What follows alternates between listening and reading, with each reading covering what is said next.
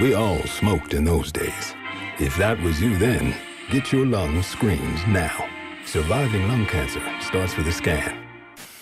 Learn more at screenyourlungs.org. This PSA was made possible by industry funding and guidance from lung cancer patient groups. Do you worry about how much someone drinks? Do you feel neglected or unloved? If you answered yes to any of these questions, you are not alone. Al-Anon and Alateen can help. Call 1-866-200-0223 or visit alanon.org/help. This hour of the Triangle Sports Leader is powered by Ritchie Law Firm, Injury Lawyers. Ritchie Law is on top of it. Go to ritchielaw.com. Get in the hole! That's ritchielaw.com. WCMC-FM HD1 Holly Springs.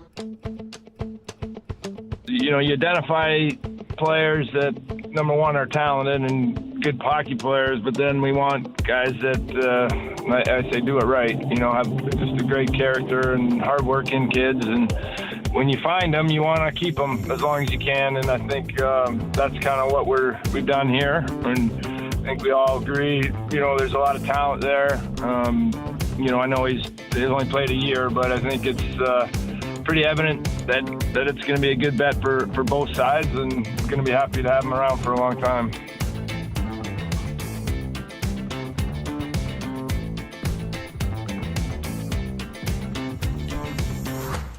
It's the Adam Gold Show. Hi, everyone. I'm Adam Gold. You're Adam Gold. Yes? Still? The Adam Gold's here. Back. Yes. For what felt like a long time because we were out of town. So it like meshed together. Right. And then we both were off last Friday. It's been kind of weird because I've had days here and there. I did take 3 consecutively. We'll see if that happens again in a little bit. But anyway,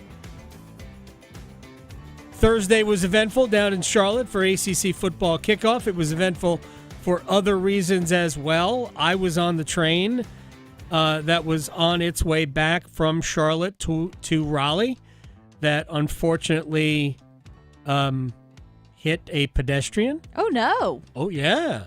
That's not good. Yes, we sat, and a friend of mine who was on the train as well, who was a member of the media, who was sitting in a different spot because he was getting off at a different location. They, if you're going to Greensboro, they send you somewhere else. Mm-hmm. Sends me a text.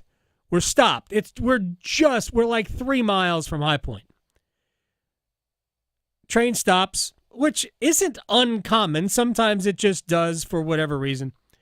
And I get a text, and it said, I think we just hit a pedestrian. Oh, no. I'm like, what? Wow. And, yeah, it's turned out. So we sat there for 2 hours. Then we pulled into High Point. They had to change the crew, had to get a new crew. And so anyway, the whole evening was just kind of obviously weird and very much somber. You hate to see something like that happen, obviously, but still, I really don't know what happened other than that happened. Mm-hmm. And then we were off on a gold family junket. Nice. For like 2 days to go play some golf at the beach. Wow. Took my 2 kids, and we had a big old time. Yeah, well, I'm glad you didn't melt. It was hot. I mean, I was going to say, it was so hot that, woo. And here was the cool thing, in that I believe it was Friday morning. It was Friday morning. And I saw the news Saturday night late. About 11 o'clock it came down. We didn't get into Myrtle till almost 2. And I tried to do a video to that, but I was too tired to actually figure out how to edit it and post it, blah, blah, blah, blah. I did it in the morning. Mm-hmm. Good morning to Jackson Blake and his contract. And I thought, as hot as it is, to even think about hockey made me feel a little bit better. Oh, yeah. All right. So we're going to talk to Eric Tulski today. It's exciting. He's actually going to join us in just a handful of minutes. So before we get to that, let's get through some other things. And I have so many questions for Eric Tulski. All right, so This always happens when I'm gone. I miss stuff. So let's go over some of the things that I missed. I was amused by the story that was headlined on the website On3. UNC to pursue move to SEC. And it was just left out there as though this was like this weekend. Right. And then I read the story. By the way, bylined on that story, which came from Inside Carolina. It was a report on a story written on Inside Carolina, written by our friend Adam Smith, who will join us tomorrow on the program. And it was, when the next round of conference realignment takes place, which isn't for like 5 years. So I just found it amusing that, there goes UNC, thinking they're going to go to, 5 years from now, I'm not sure we're going to have any conferences. Yeah, I know. So this is a conversation we'll have with Jim Phillips, probably leading up to the start of the football season. But I'm like, we might have no conferences in 5 years, let alone the SEC. We might have just one big football jamboree league. That's what I think is going to happen. I think we're going to have a super league.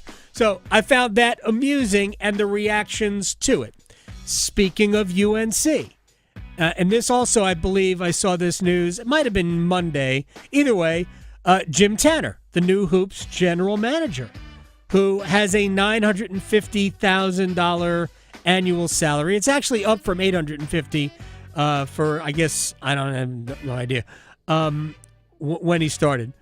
He will get a $100,000 boost if one of these two things happen this year. North Carolina makes the NCAA tournament, or they sign either a 4 or a 5-star basketball recruit. Why not just pay him $1.05 million? Because those two things are going to happen. So what? That's like the easiest. We're going to give you another $100,000 if you breathe. Pretty much. Right? Wake up. Blink. Yeah, exactly. I've found that to be so hysterical. Speaking of basketball, in July still, Joe Lunardi has his way too early bracketology, I guess.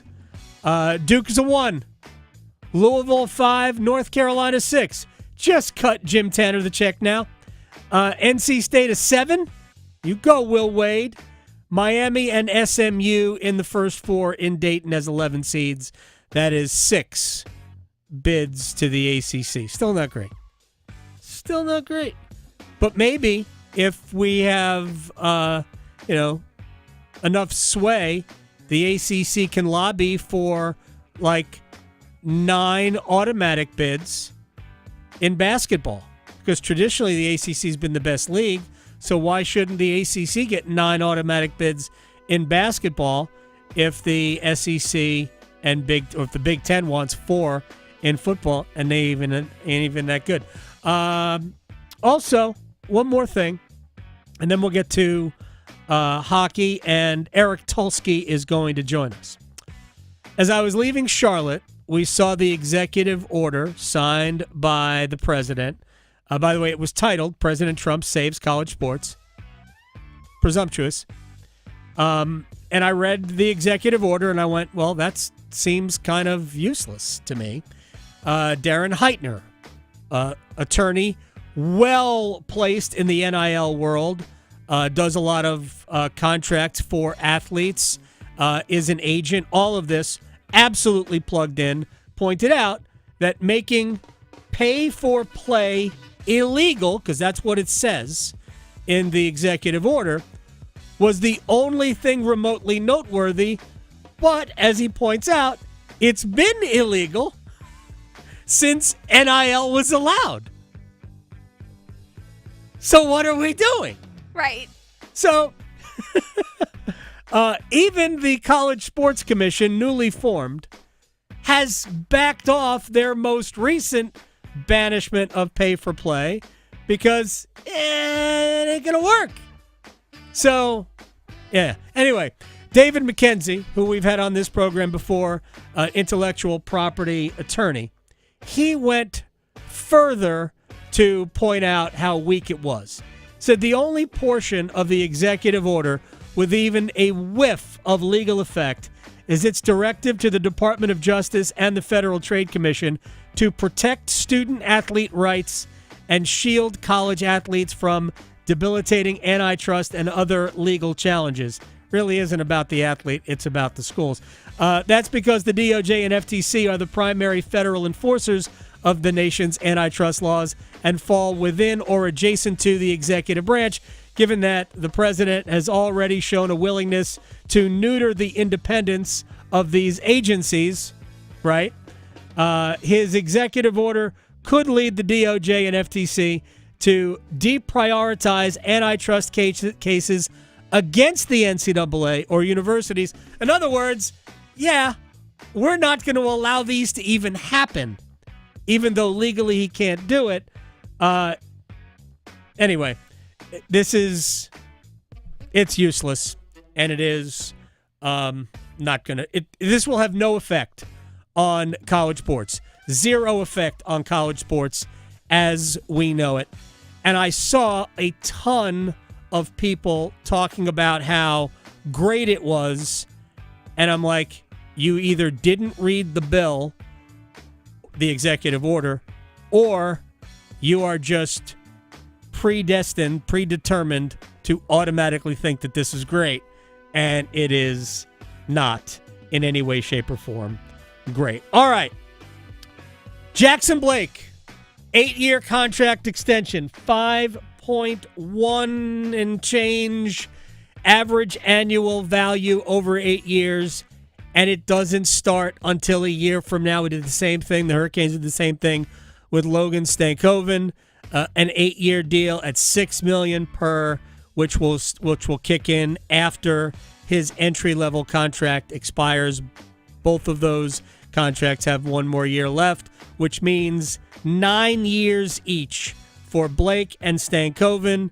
There is some no-trade protection at the back end of these deals, but I think we can all get used to seeing number 22, assuming Stankoven keeps his number, and number 53, same with Blake, for a long time. Gentleman who negotiated these deals and is the general manager of your Carolina Hurricanes, Eric Tulski, joins us on the Adam Gold Show. First of all, I appreciate you doing anything from your vacation spot. How are you? I'm doing well. How are you? I'm doing very well. And later on, I'll ask you if you plan beach time.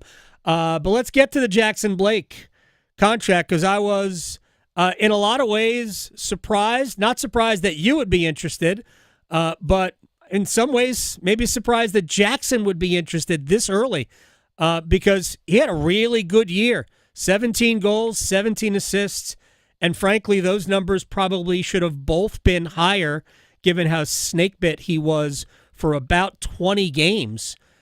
So just walk me through this negotiation, which I'm sure went pretty well. Yeah, I mean, look, nobody knows what the future holds. And so there's always a little bit of a draw for the player to play it out and bet on himself and see how he does and hope he gets more. There's also some risk to that, right? Maybe he gets hurt. Maybe he has a down year. Who knows, right? And so when you have the chance to lock in generational wealth, sometimes that's the right play. Yeah. And there can be a win-win where the player avoids taking any risk that he doesn't want to take, and the team gets a little bit of a discount for being willing to take that risk, and we get a deal that gives the player lifetime security and gives the team room to keep building and trying to get better. I know Eric Tulski is joining us here on the Adam Gold Show. I know you said it today on the Zoom call, but I think we saw it early in training camp that Blake did, even without scoring a ton. I think he might have had a goal during the preseason last year, but you could tell the way he plays the game. He just fit. When did you know that he was somebody that you wanted long term? Yeah, I mean, I think as early as October we were talking about the possibility. as the year wore on, he just kept taking steps forward. And, he moved up from the fourth line to the top line. He looked effective there. Every challenge he's had, he overcame. And so we felt like if there was a deal to get done, we were going to be happy to do it. And it sounded like he was also very happy to do it. He bought a boat. I guess it was with the signing bonus. That was a quick turnaround if he bought the boat on Friday. Eric Tulski is joining us here on the Adam Gold Show. When you guys have these conversations, do you think about, like, seriously what his ceiling is? What do you forecast for a player like him? Yeah, I mean, it's really hard to set a ceiling for Jackson because every step of the way he's exceeded expectations. He went from high school to the USHL. That's a big jump, and he beat expectations there. He went from there to the NCAA and beat expectations there. He went from there straight to the NHL without playing in the AHL and beat expectations there. And so, who knows where the ceiling is? It's hard to talk about. I mean, beat your expectations at every step. It really was remarkable, and I think my favorite thing about him is that his puck retrieval. I don't know if you keep these, but in the offensive zone to maintain possession in a threatening spot. I mean, if there are stats for this, he would have to rank pretty high. Yeah, he is a puck hound, and the way we play, it's a very valuable asset to have someone who's as hard on the puck as he is, and as tenacious about getting it back when we don't have it. And he also, he's not the biggest guy, but he gets to the interior and he fights to create premium chances. And so, it's part of what we need for this team is to turn all the puck possession we have into premium chances. And he's part of the answer to being able to do that. Another guy who also operates pretty comfortably in the middle of the ice, signed a long-term extension a couple of weeks ago, Logan Stankoven, a 6-year deal. How important, how targeted was it when you acquired him that he be the player that Dallas include in that trade? Yeah, so it's an 8-year deal too. Yes. He was a huge piece of that. I mean, when we were talking about who we might get from them, he was the player who we had scouts and coaches saying, if you can get him, you have to. He is made to play for the Hurricanes, and he's just someone we got to go get if we can. So let me just ask you the difference in these two cases, because Blake's contract has some deferred money. Did you do that because you just wanted to get one more in before it became illegal? And why wasn't that the case with Logan? Is it just the case where player and agent said no? I've talked to Tom Dundon about this, but I know they tried it in the past somewhat unsuccessfully with another player. But walk me through that if you can. Yeah, I mean, look, every negotiation is different. Player has their own needs and their own wishes. Their circumstances were different in terms of rights at the end of the contract and number of UFA years, and their financial situations are different. And it's just they each had different needs. And Jack in a place where this was the deal that made sense for him, and Logan was in a place where we needed to structure it a little bit differently.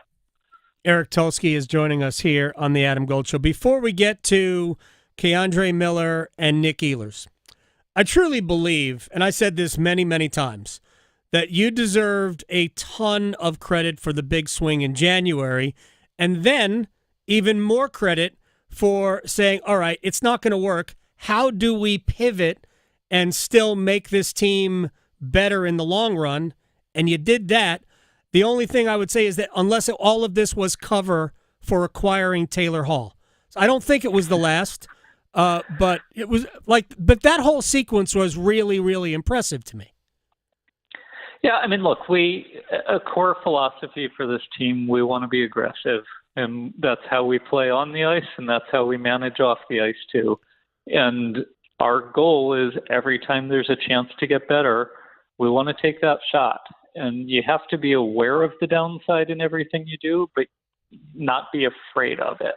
And we just believe if we take our shots and take our risks, some percentage of them won't pan out, but we'll still come out ahead in the long run by being willing to be aggressive. And so we did that on the first deal. And, if we had been able to sign Mikko, that would have been fantastic for us. It also put us in a spot where, like I said, we need to be aware of the downside and what if it goes wrong. And we knew we were doing it early enough that we had a chance to evaluate it and potentially pivot out of it if we needed to. And we did that, and we felt like we got a good deal in the end that left us in a good place. And we're very happy with where we are and what our future looks like. I've asked Rod Brindamore a similar question because there is a perception out there that this team isn't aggressive. Does that even though I think everything is to the contrary, does the reputation of the organization in any way bother you, even though we have proof otherwise? No. I mean, look, we're going to run the team the way we need to run the team. And I try to do media spots to help people understand how we're thinking about it and help people get their head around it. But, everybody's entitled to think about things however they want. And if somebody wants to come to the conclusion that we're not being as aggressive as they want us to be, that's fine. They're entitled to that view. That is true. It is still America. Eric Tulski is joining us here on the Adam Gold Show. All right, what do you like about K'Andre Miller, even though he's a left shot? Yeah, I mean, the way he plays, we think is going to be a really good fit for us. He skates really well. He closes out hard. He can be strong in front of the net. He can get to the puck to the net in the offensive zone. Just the things that we ask defensemen to do all seem to come naturally to him. And we think that playing in a system that is tailor-made to his game should unlock a level that we haven't seen before. We think he's going to be a fixture for us for a long time. I mean, 6'5", 210 pounds, 25 years old. I mean, that doesn't really grow on trees. Yep. And, the size, skating, and like you said, he's in his prime, and we were able to sign him at a number that we think will be reasonable over the long term. It all fits with what we're trying to do. Speaking of reasonable, still $10 million. We're going to get to Nick Ehlers in a second. Still $10.5 million under the cap. I think 10.64 exactly under the cap. That obviously gives you a lot of flexibility. What else? What is it? What else is running through your mind? Areas you might want to address. Yeah, I mean, I wish we didn't have any cap space left. The free agent market dried up a little faster than we hoped to. I would have loved to have been able to use that room to bring in, one or two more high impact players. But it didn't go that way. The free agent market was pretty thin, and so now we will keep poking away at the trade market, see if there's anything we can do before the season. And we're sort of looking ahead and wondering if there's going to be a little bit of a second wave of movement as the season gets going and teams find out that they don't have exactly what they thought they were going to have when they built their roster in the summer. You just said exactly what I've been saying for weeks. There's 31 teams that think they're going to win. Only one, I guess the Pittsburgh Penguins, that really doesn't believe that this is their year. And it might take 4 months before we figure that out, right? Yep. I mean, we'll see how it goes, but I think right now a lot of teams want to take a run at it early in the year and see how things go. I would imagine that as the season plays out and some of them realize that it's not going the way they hoped, they will start to look at other opportunities. And we still do have, a lot of future picks and a lot of prospects and a lot of cap space. And so if there are opportunities to add players, we should be able to be aggressive. All right, 2 more quick things, and then we'll let Eric Tulski go back on vacation. Nick Ehlers. Took me too long to get to the prize free agent acquisition. Your thoughts on where he fits and why he fits there? Yeah, I mean, he's an incredibly skilled player, one of the best skaters in the league. He's just dynamic. And again, to the point about we have the puck as much as anybody does, and turning possession into premium scoring chances and goals is the way we keep taking steps forward. And he's a guy who can help us do that. He's a dynamite player and a good finisher as well. Now, do you have thoughts on potentially any prospects doing a Jackson Blake in the preseason and basically screaming, yeah, we got to keep this guy? Yeah, I mean, we have, I think, several guys who are right on the cusp. Obviously, Bradley Nadeau had a fantastic season in the AHL last year. I think Felix Ungersorum is one big summer away from taking a step like Jackson did. I think we have a couple guys on D who are ready for a call-up at least here and there. Whether any of them actually kick down the doors to be on the opening night lineup remains to be seen. We have a pretty deep team right now, and that makes that hard. But when somebody looks ready, we will find room for them. That is always the easiest problem in the world to solve, that you have too many good players. Yeah, that's. I mean, if you look at it now, I mean, there's going to be a good player or two or three that there's no room for. And I love the fact that Tyson Jost came back. And real quick about Jesperi Kotkaniemi, because I know a lot of people have written him off, but there's center spots available. I know I talked to Rod about potentially moving Seth Jarvis to the middle. I assume that will probably happen in training camp, and we'll see a test run of it. But that doesn't mean that Kotkaniemi isn't part of the opening night lineup at center, right?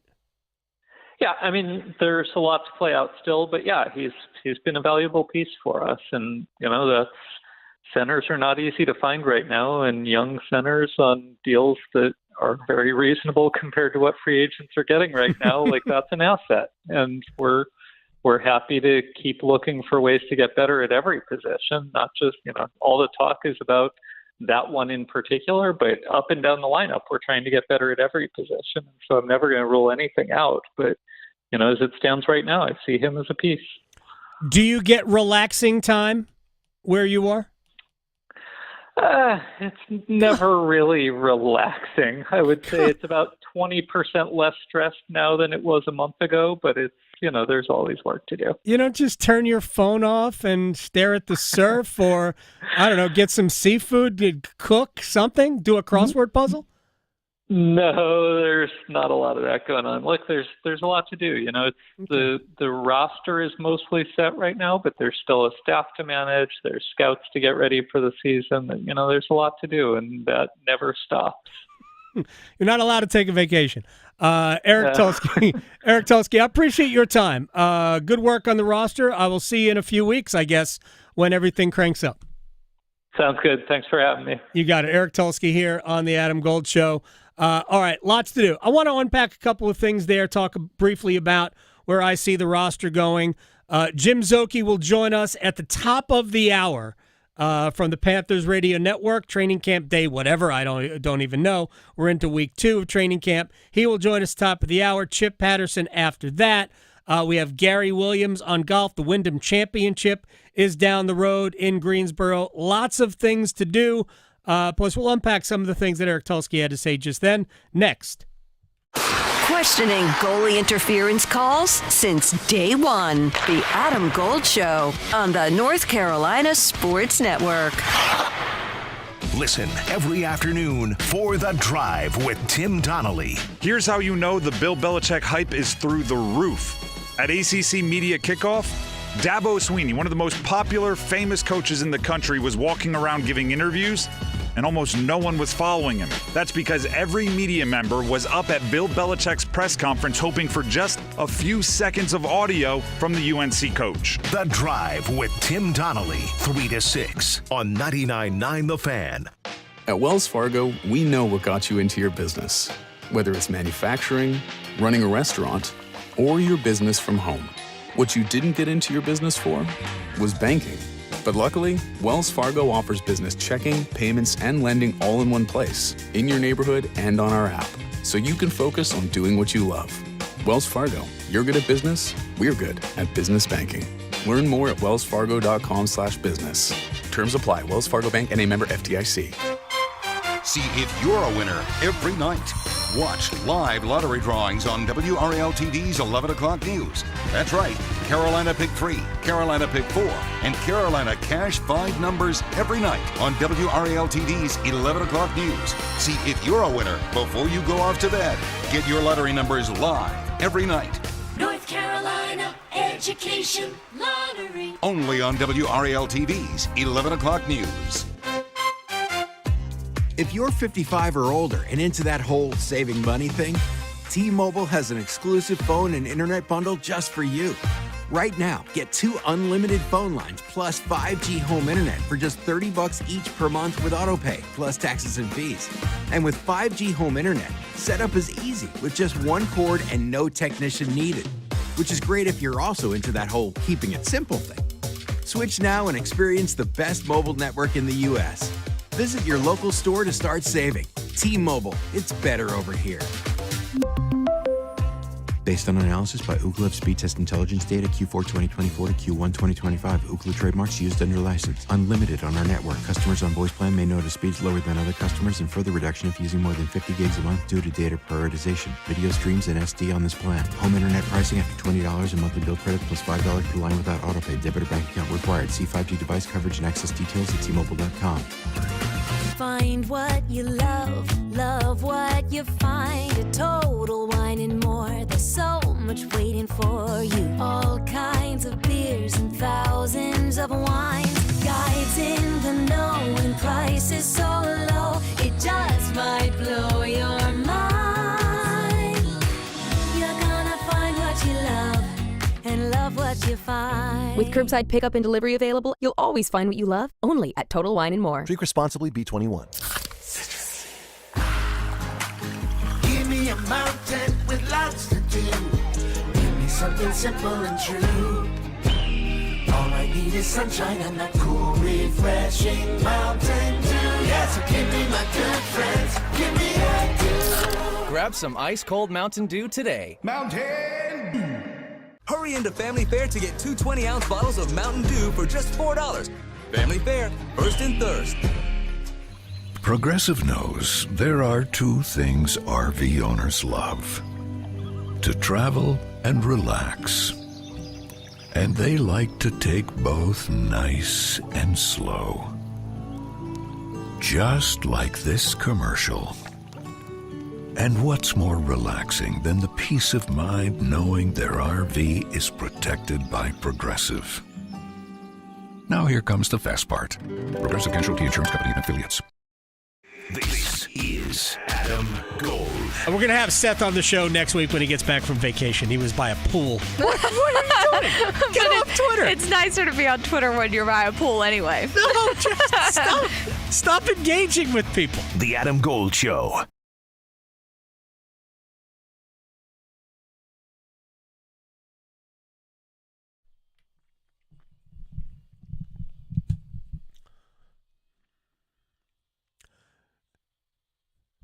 It's the Adam Gold Show.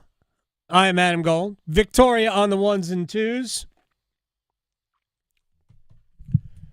Oh, no, every reason to get excited.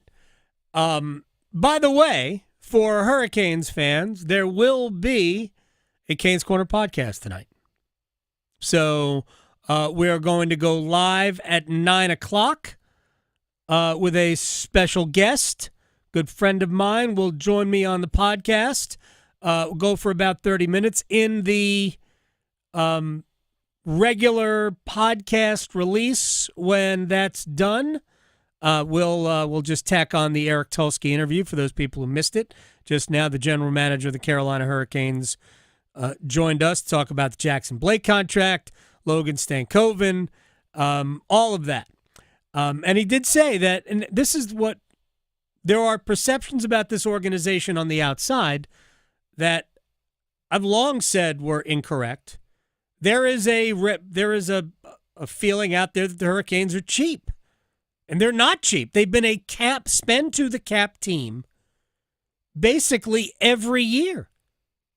2 years ago, they needed to extend. Actually, I guess it was last year? Yeah, they needed to extend into long-term IR to be able to start the season with the roster they wanted.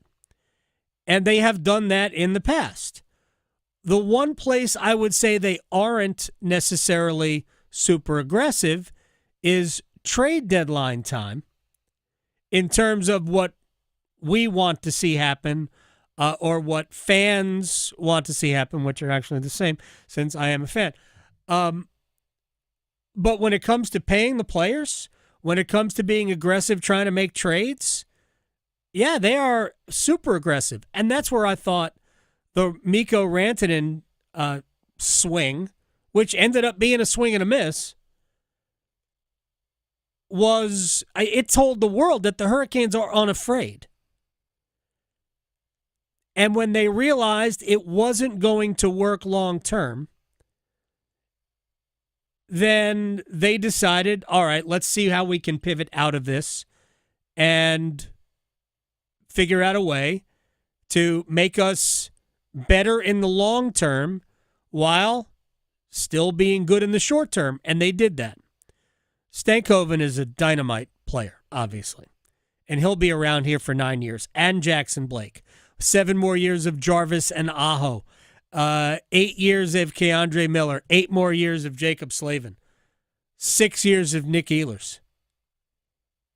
We have got Andre for 4 more years. And I know, because I have said this before on Twitter, and I get the same response. It's a big year for Andre. Yep, this past year was a big year for Andre. But you do get the sense that this is really an important season for him. He either establishes himself as, does it have to be a point per game? No.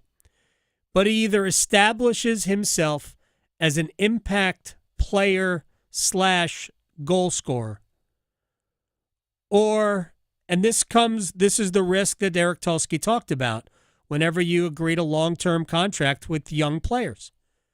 Or we look at 8 years, $7.75 million per, which is what Andre's contract was, and we are entering the second half of that contract now. Or we look at that contract and we go, it was kind of an overpay. Not by a lot based on current value, but by enough.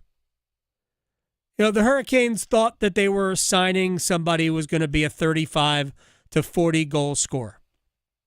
Hasn't yet happened for Andre. And this past year was really a tough one. Playoffs gave us some semblance of hope, but at the same time, when the Florida Panthers came around, Andre was kind of vanished. Wasn't there. He was great against New Jersey and Washington, kind of against Florida. There was a lot of that going around, obviously. So, but I think it's a big year for Svechnikov. Without getting into the lineup in too great a detail, when we talked to Rod Brindamore a few weeks ago about moving either Jarvis or Stankoven to the middle, I think the answer will be maybe in the preseason we'll see both of them play there and figure it out. But if I had to guess, I would say Rod is probably considering Jarvis in the middle based on his reasoning for not wanting to move a winger to the middle is, am I going to lose a dynamic offensive player if I move him to center? That was the fear with Martin Necas. Too much to do, too many responsibilities at center defensively. Does it take away from his offense? Jarvis is already a great defensive player. You're not really giving Jarvis any more to think about than he already does, because he already is wired defensively. I think that will be the first crack, and then, hey, if it doesn't work, you can either try Stankoven or you've got Kotkaniemi that can play in your lineup, and you've got Jankowski as well. But I think there's a very good chance that you see Aho, Jarvis, Stahl, and Kotkaniemi as your 4 opening night starters right now. We'll see if the Hurricanes can add a center, legit top, 1C or 2C. You got plenty of time, plenty of cap room to do it, and they'll build cap space throughout the season. So who knows what that number gets to by the time we get to December or January. The Hurricanes could end up, making a move and bringing in a really, really good center. And he alluded to it. We've talked about it before. Right now, everybody but Pittsburgh thinks they're winning. Everybody. That includes Chicago. maybe Detroit will be convinced that they're not good enough. I don't know the answer to that. And I just picked a team out of the air. Could be anybody. Maybe Buffalo. Maybe Ottawa will take a step back. You don't know. And the East is going, certainly the Atlantic, more so than the Metro, the Atlantic is going to be super all year long. And maybe I'll talk about this some tonight with my special guest, but after Carolina and New Jersey, I think the next best team in the Metro, I think, is a roll of the dice. I think it could be the Rangers, could be the Capitals, could be the Islanders, could be Columbus. I don't think it will be Philadelphia or Pittsburgh, but, sports. Sometimes it happens. I did get a question. I'll explain more fully in the podcast about goaltending. Well, do you think the Hurricanes will go after an A-plus goalie? And I thought, first of all, are there any of those available? And secondly, don't we all have to agree that Frederik Andersen, when healthy, is like a top dozen goalie in the league? It's going to be hard to get better than available Frederik Andersen. Right. Based on who's available, it's really hard to get better. Healthy Frederik. Right. Ideal. Available Andersen is better than basically everybody that is available via trade. So I'm not really sure what the problem is. I would say this. Carolina's goaltending can improve, but it has nothing to do with Freddie. It's about what is Pyotr Kochetkov this upcoming season. Last year, there were stretches where there were no bad goals, and you went, yep, he could be your starter in the playoffs. And then the bad goals returned, and you went, nope, he can't be your starter in the playoffs. And Rod said it the last time we talked to him. If Pyotr can get out of the bad goal, off the bad goal hamster wheel, he has a chance to be really good. But you just can't have bad goals. All right, we'll take a quick break. We'll come back. We've got one-timers. Top of the hour, Jim Zokei on the Panthers. And a couple of things that have jumped out to him through a week in the heat in Spartanburg. Next. Talking sports so you don't have to pretend to know stuff. The Adam Gold Show on the North Carolina Sports Network. As the health director in Haywood County and a nurse here in North Carolina, I can tell you that the 988 Suicide and Crisis Lifeline saves lives. No matter your struggle, you are not alone. The 988 Suicide and Crisis Lifeline is free, private, and always available. 988 Lifeline counselors are ready 24/7 to speak with you, help you cope, and get you connected to the support that is right for you. 988, the National Suicide and Crisis Lifeline. Call, text, or chat 988 24/7. Brought to you by the North Carolina Department of Health and Human Services. It's the first day of the first grade, and she found a new best friend. It's a laid-back Sunday afternoon you wish would never end. The homemade taste of Bluebell and good friends gathered round. The good old days are being made right now. Open the lid on a carton of Bluebell Homemade in the Shade, and you'll have it made, so to speak. It's a combination of our top-selling homemade vanilla ice cream with a swirl of rich chocolate fudge sauce. Enjoy an instant classic. The good old days are being made right now. The good old days are being made right now. Look for Bluebell ice cream at your local grocer and pick up your favorite flavor today. Voted best zoo in the nation, North Carolina Zoo and Botanical Gardens is centrally located in the heart of North Carolina. Bring your family to Asheboro for an affordable day trip or weekend excursion to connect with nature and make cherished memories. Discover towering giraffes, pouncing sandcats, and diving seabirds at the world's largest natural habitat zoo. Roam with rhinos on Zoofari or flutter by the exotic butterfly garden during your next visit. Explore more possibilities at nczoo.org. I had questions about my child's vaccines, so I got real answers from her doctor because we share the same goal, keeping her healthy and strong. Her doctor told me that keeping up with childhood vaccines, getting them at the recommended ages and sometimes together, is a proven way to protect her from serious illnesses, ones that can be prevented with vaccines. Have questions? Get real answers. Talk to your doctor. Visit vaccinesforkids.nc.gov. Paid for by NCDHHS. Ask any college student. If it wasn't for the last minute, lots of assignments wouldn't get done. So if you haven't figured out your plan for college and how to pay for it yet, don't worry, you've still got time. And with the next NC scholarship, you can still get money to pay for most or all of your tuition.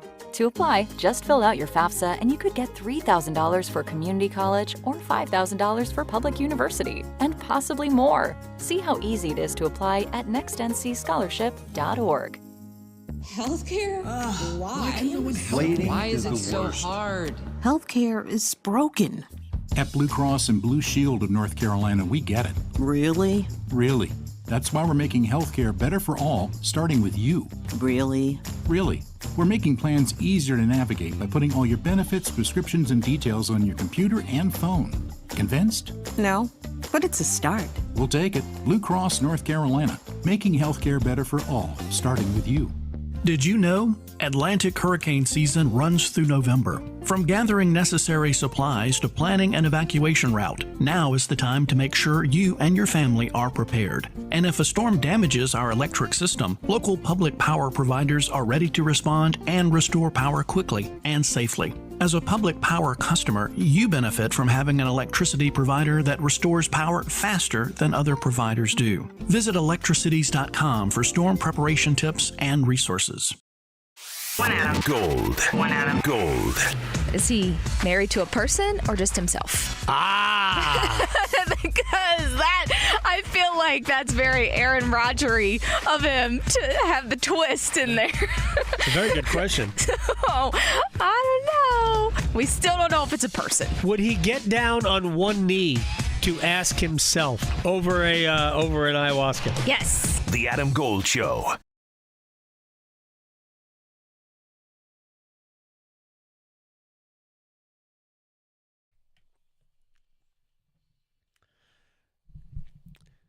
It's the Adam Gold Show. I am Adam Gold. What has been the most surprising position group for the Carolina Panthers so far through about a week of training? Jim Zokei will answer that question that he does not know is coming, but I don't think he'll have any trouble answering that. In about 15 minutes, he will join us from training camp. They actually wrapped up a little bit later today. There were some hostilities yesterday, right? Are you referring to Chuba? That was a couple days ago. A couple of days ago, Chuba got hit late, hard.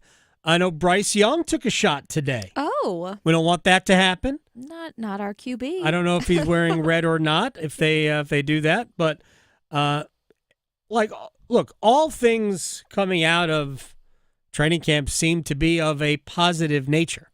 So looking forward to our chat with Jim Zokei in a little bit, and then Chip Patterson right after that. All right, should we do one-timers?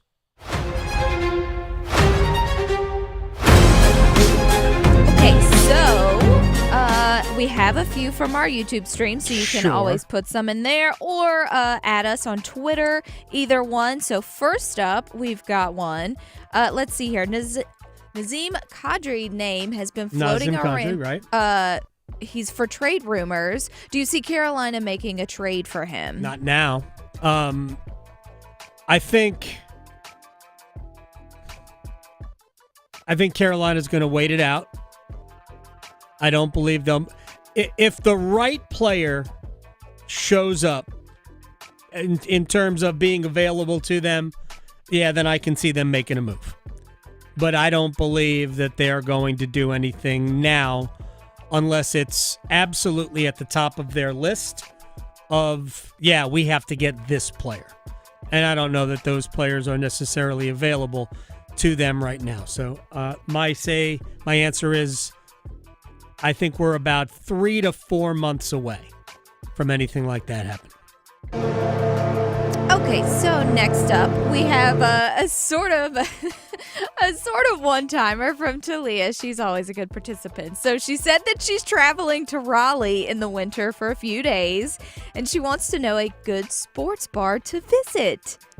Ooh, do you have any favorites? A good sports bar to visit. It also depends on what part of Raleigh, because there's so many places. I'm gonna give my buddy's place a shout. Wakefield Tavern. It's in a little shopping center off of Falls of the Noose Road in North Raleigh. Never been there. Go say hey to Anthony. Back in the day, he looked like Tom Selleck. Okay. Yeah. Nice. Yeah. I'll just leave it there, and you can think about anything you want after that. But yeah, go give my buddy Anthony's Wakefield Tavern a shout. Well, there you go. Next up, this one from Derek wants to know, have you seen the latest pics of Luka Doncic on Men's Health magazine, which I had to look this up because I had not seen it. Yeah. He's a whole different person. Body double. I'm like, who is that? AI is amazing. No joke. I saw, the season ain't been over for that long. He looks in shape. Yeah. So, I don't know if it matters, right? To be honest. Is it going to make him a better defender? Is it going to it'll make him quicker, right? It should improve his quickness. But my gosh, somebody lit a fire under his Doncic, and he looks like he's in shape. That is awesome. Which, didn't people say that maybe LeBron would do that to him, like have a but I'm residual not sure effect of his LeBron workouts? is. Yeah, I'm not sure LeBron is the reason for this. No, I actually don't know that it's not JJ Redick. Yeah, the maybe head he's got coach. a new girlfriend. Does Doncic have a new? Maybe he's maybe got he a does. new girl in his life. No question. The other thing is that JJ went through a similar thing with his body between he's either freshman and sophomore, or I think it might have been freshman and sophomore years, where he became leaner and much stronger, and he could run forever. So if that, look, I hope he's in shape because we want to see the best players play at the top of their ability. Yeah. Well, next up here, this one came from yesterday, but it's Canes related, so I'll ask you, who do you think will be the Canes breakout player of the year? Ooh, good one. Breakout player of the year. All right. I've already alluded to it. And this is probably going to be wrong, but if it's right, Carolina is cooking with, as our friend Trip Tracy might say, oil, gas, and gravy. Andrei Svechnikov. It's going to make breakout some people player. happy. Breakout player of the year. If that happens, Carolina's in great shape. I hope so. That would be fantastic. Yep. Let's see here. So yesterday, I was able to talk about it a little bit during my 7th inning. Ryan Sandberg passed away at 65 from cancer. And he is a legend. He's an icon for baseball and just the Cubs. He's just a great person in general. So made me think, in your eyes, and this could be different for all people, what makes an athlete an icon? Oh, it's just different for different players. Right, to each their own. Right.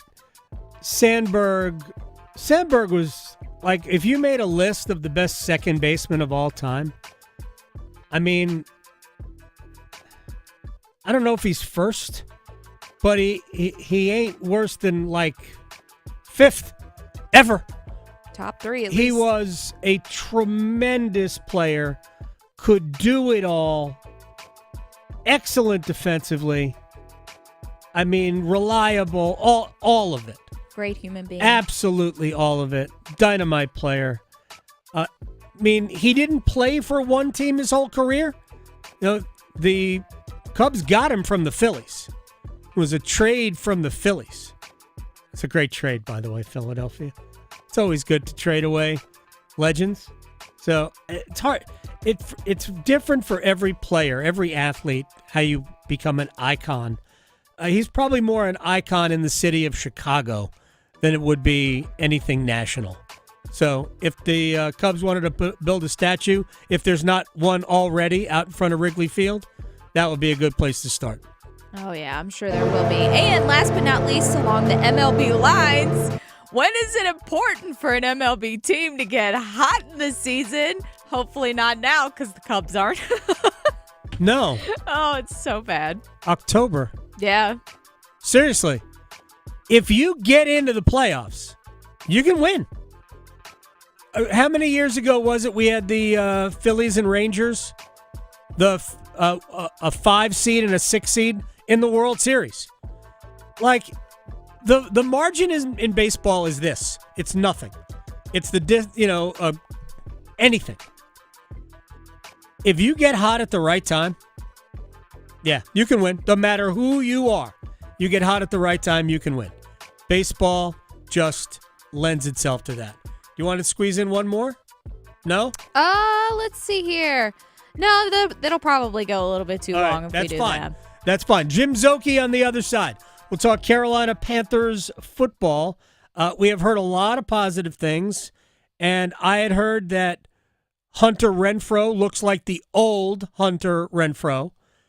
Jimmy Horn was having a good day at camp today. How many wide receivers could the Panthers take with them to the season? Talking sports, dropping truth. The Adam Gold Show on the North Carolina Sports Network. How about a little taste of NFL football? The Pro Football Hall of Fame game. The Los Angeles Chargers. Herbert throws it in the air. Catch made. McConkey takes it all the way for the touchdown. 86 yards. Detroit. Jamison Williams gets a block, breaks a tackle, 20, staggers to the 10, 5, touchdown! Touchdown, Detroit! Thursday night at 8 on 99.9 The Fan, the Triangle Sports Leader. Joining us on this episode are real Spectrum customers, Monique and Greg. We hear your family is a big fan of Spectrum. Family of 4, we have about 18 devices last time I counted. 2 teens require a lot of speed.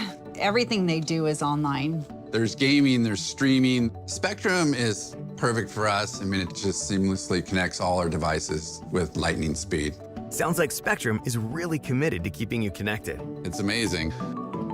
Struggling with high interest debt? You can pay it all off in days with Loan Pronto's Rapid Equity Loan. Hey, it's Dennis Cox. Get cash out now without touching your low-rate first mortgage. No appraisals, no waiting, no BS. The Rapid Equity Loan program at Loan Pronto is amazing. One Loan Pronto client just got $300,000 approved in under 24 hours. They paid off debt, renovated the kitchen, and cut their monthly expenses by $1,800. That's a huge turnaround. Loan Pronto, instant approvals, low rates, no hard credit pull up front. Listen, your home equity is yours. Use it. Get cash to consolidate your debt down to one easy low monthly payment. Call Loan Pronto now for a free instant appraisal for your home and see how much cash you can get today. Loan Pronto is A+ rated by the BBB and have nearly 2,500 5-star Google reviews. Their service is off the charts. Call now to start the conversation. 919-381-1760, loanpronto.com. 919-381-1760. Get debt relief now. Loanpronto.com. Equal housing lender. NMLS 166171 on approved credit. NMLSconsumeraccess.org. At Bailey's, love not only sparkles, but it also gives back. Hi, I'm Marcy Bailey. Yes, we have high-quality certified diamonds that fit your budget. But did you know that when you say I do with an engagement ring from Bailey's, a donation is made to the food bank to help feed a local family of 4 for an entire month? Celebrate your love with Bailey's, where every diamond helps create a brighter future. Bailey's Fine Jewelry, voted the best place to buy your diamond. This just in, hot off the bench press. Planet Fitness has expanded strength equipment. Save $28 or more when you join today. We're raising the bar with these benches, and our hack squat will have you actually looking forward to leg day. Plus, we're still repping all the best-in-class equipment we've always had. There's no better time to get stronger. So join Planet Fitness today and save. Just $1 down, $15 a month. Offer ends July 31st. See Home Club for details. Fill your tank. Don't drain your wallet. Sam's Club lets you save time at the pump with Scan and Go checkout at Sam's Club fuel stations. Just scan the QR code on the pump and pay. Visit your local Sam's Club today. When you're hiring, have you ever felt like you're missing out on meeting great candidates? Well, they're not hard to find when you go to ZipRecruiter. ZipRecruiter helps 10 million people with their job search every day. People who are actively looking for jobs like yours. So it's easy to find the right person fast. 4 out of 5 employers who post on ZipRecruiter get a quality candidate within the first day. Try ZipRecruiter for free at ZipRecruiter.com/free. That's ZipRecruiter.com/free. I'm attorney Brian Ritchie. Big truck accidents can cause life-changing injuries, and life-changing injuries deserve life-changing money. I know big truck wrecks, and I know how to fight those big insurance companies. If you've been hurt by a big truck, contact us at RitchieLaw.com. I'm on top of it. Broadcasting live from the Lenovo Studios. WCMC HD1 Holly Springs. 99.9 The Fan. The Triangle Sports Leader. This is the Adam Gold Show. It was Ryan Sandberg who made us all dream because he looked like the average guy that can hit home runs, hit 40 in 1984. The team was excellent. We got to see it in the afternoons at Wrigley, and he was that neighborhood guy. He really personified what playing in Wrigley was all about in the daytime. And for so many Cubs fans, just, this is one of the saddest days in Cubs history, along with Ernie Banks and Let's Play 2, because those two are going to be now accompanying each other in heaven, and he will be forever missed. It's the Adam Gold Show. I am Adam Gold. Eduardo Perez on the late Ryan Sandberg, who passed away over the weekend. 65 years old. Finally losing a battle to cancer. Anyway, is somebody that, I was a baseball child of the 70s and 80s, and that was prime Ryan Sandberg time. And he's just an absolute legend player and a great human being, and RIP to his family and to the Cubs and to baseball. We are 1 week into training camp, and almost every day I read something positive about the Carolina Panthers wide receiver position. It is a remarkable turnaround from really 2 years ago, where it was a very, very difficult thing for Bryce Young to have to deal with, a porous offensive line and no weapons, and it does look like everything has turned around. Jim Zokei, man on the scene from the Panthers Radio Network, also the play-by-play voice of the East Carolina Pirates. I had to talk Pirates football with him throughout the season if he's willing to do that. Jim, how you doing? I'm willing and able, Adam. Doing well. Hope your summer's going well. So far, I am indoors today, so that's a positive. Is the humidity at least a little bit lower where you are? It seems like the humidity is broken here some. No, not at all. I texted Adam earlier during the show. Like, they decided to go long today with the practice session. So we're out there for, about 2.5. They start. It was like 2.5 hours almost. So it was as hot and humid as been. And the way the field's configured, we're on like the artificial turf surfaces where the media stands. So on top of that, I don't know exponentially how many degrees that adds, but we all know it's hotter than a regular surface, like the surface of, say, the sun. It's like that. So it's pretty warm, pretty humid. But like you, I think it's supposed to break on Friday and get a lot better. Oh, yeah. This could be a glorious weekend to be outside. Jim Zokei is joining us here on the Adam Gold Show. All right, let's get to the wide receiver position. A couple of years ago, it was a ghost town.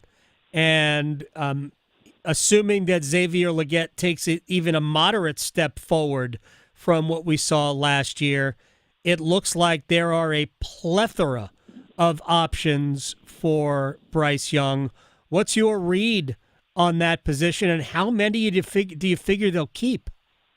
Yeah, your read from Raleigh is accurate. And I would say you mentioned also Bryce's rookie year with that O-line. It's funny, the O-line and receiver room were probably the two weakest things 2 years ago. I would argue they're both the deepest and most talented position groups on this team. But to stick to receiver, it's last year they had 7 at times, and of course that entails also being a returner or some kind of gunner or something on special teams. But this is, I think, the position that will have the most difficult roster cuts to make. Tyrone McMillan looks very good again today in practice, as you would expect. He catches just about everything. But I think Xavier Legette will be the one that'll be interesting to see how he rises in his second year, because I want to give him the Bryce Young kind of a benefit of the doubt and some grace period, because he had some injuries, rookie year, all that. Now he comes back for a second year. McMillan should take some of that pressure and focus off of him. And I would throw in Jalen Coker as kind of the 3 young guys that are exciting. And then you have the 3 veterans. You got Adam Thielen, now Hunter Renfrow to go with David Moore. And these are just 3 exceptional human beings and route runners and professional players. And then the wild card, who I think has got to make the roster, is Jimmy Horn, because he spent a draft pick on him. He's so fast. Nobody else brings that element. He was out there returning punch today. So I think someone like Jimmy Horn would be tough to stash, I should say, on a practice squad.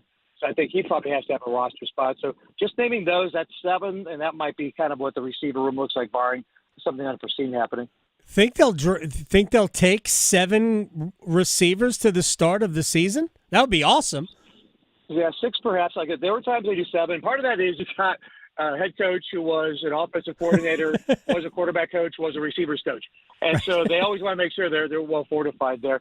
I think you could probably go down to 6. I can't see and again, I'm talking about hybrid return special teams guys. So 6, and again, when I say keep 7, they deactivate on game day. Got to get it down, 7 more or whatever. Right. So I think not all those will be active on game day, but I would think, Hunter Renfrow has been interesting. He's come in and he's made an immediate impact, and people go, well, he duplicates Thielen.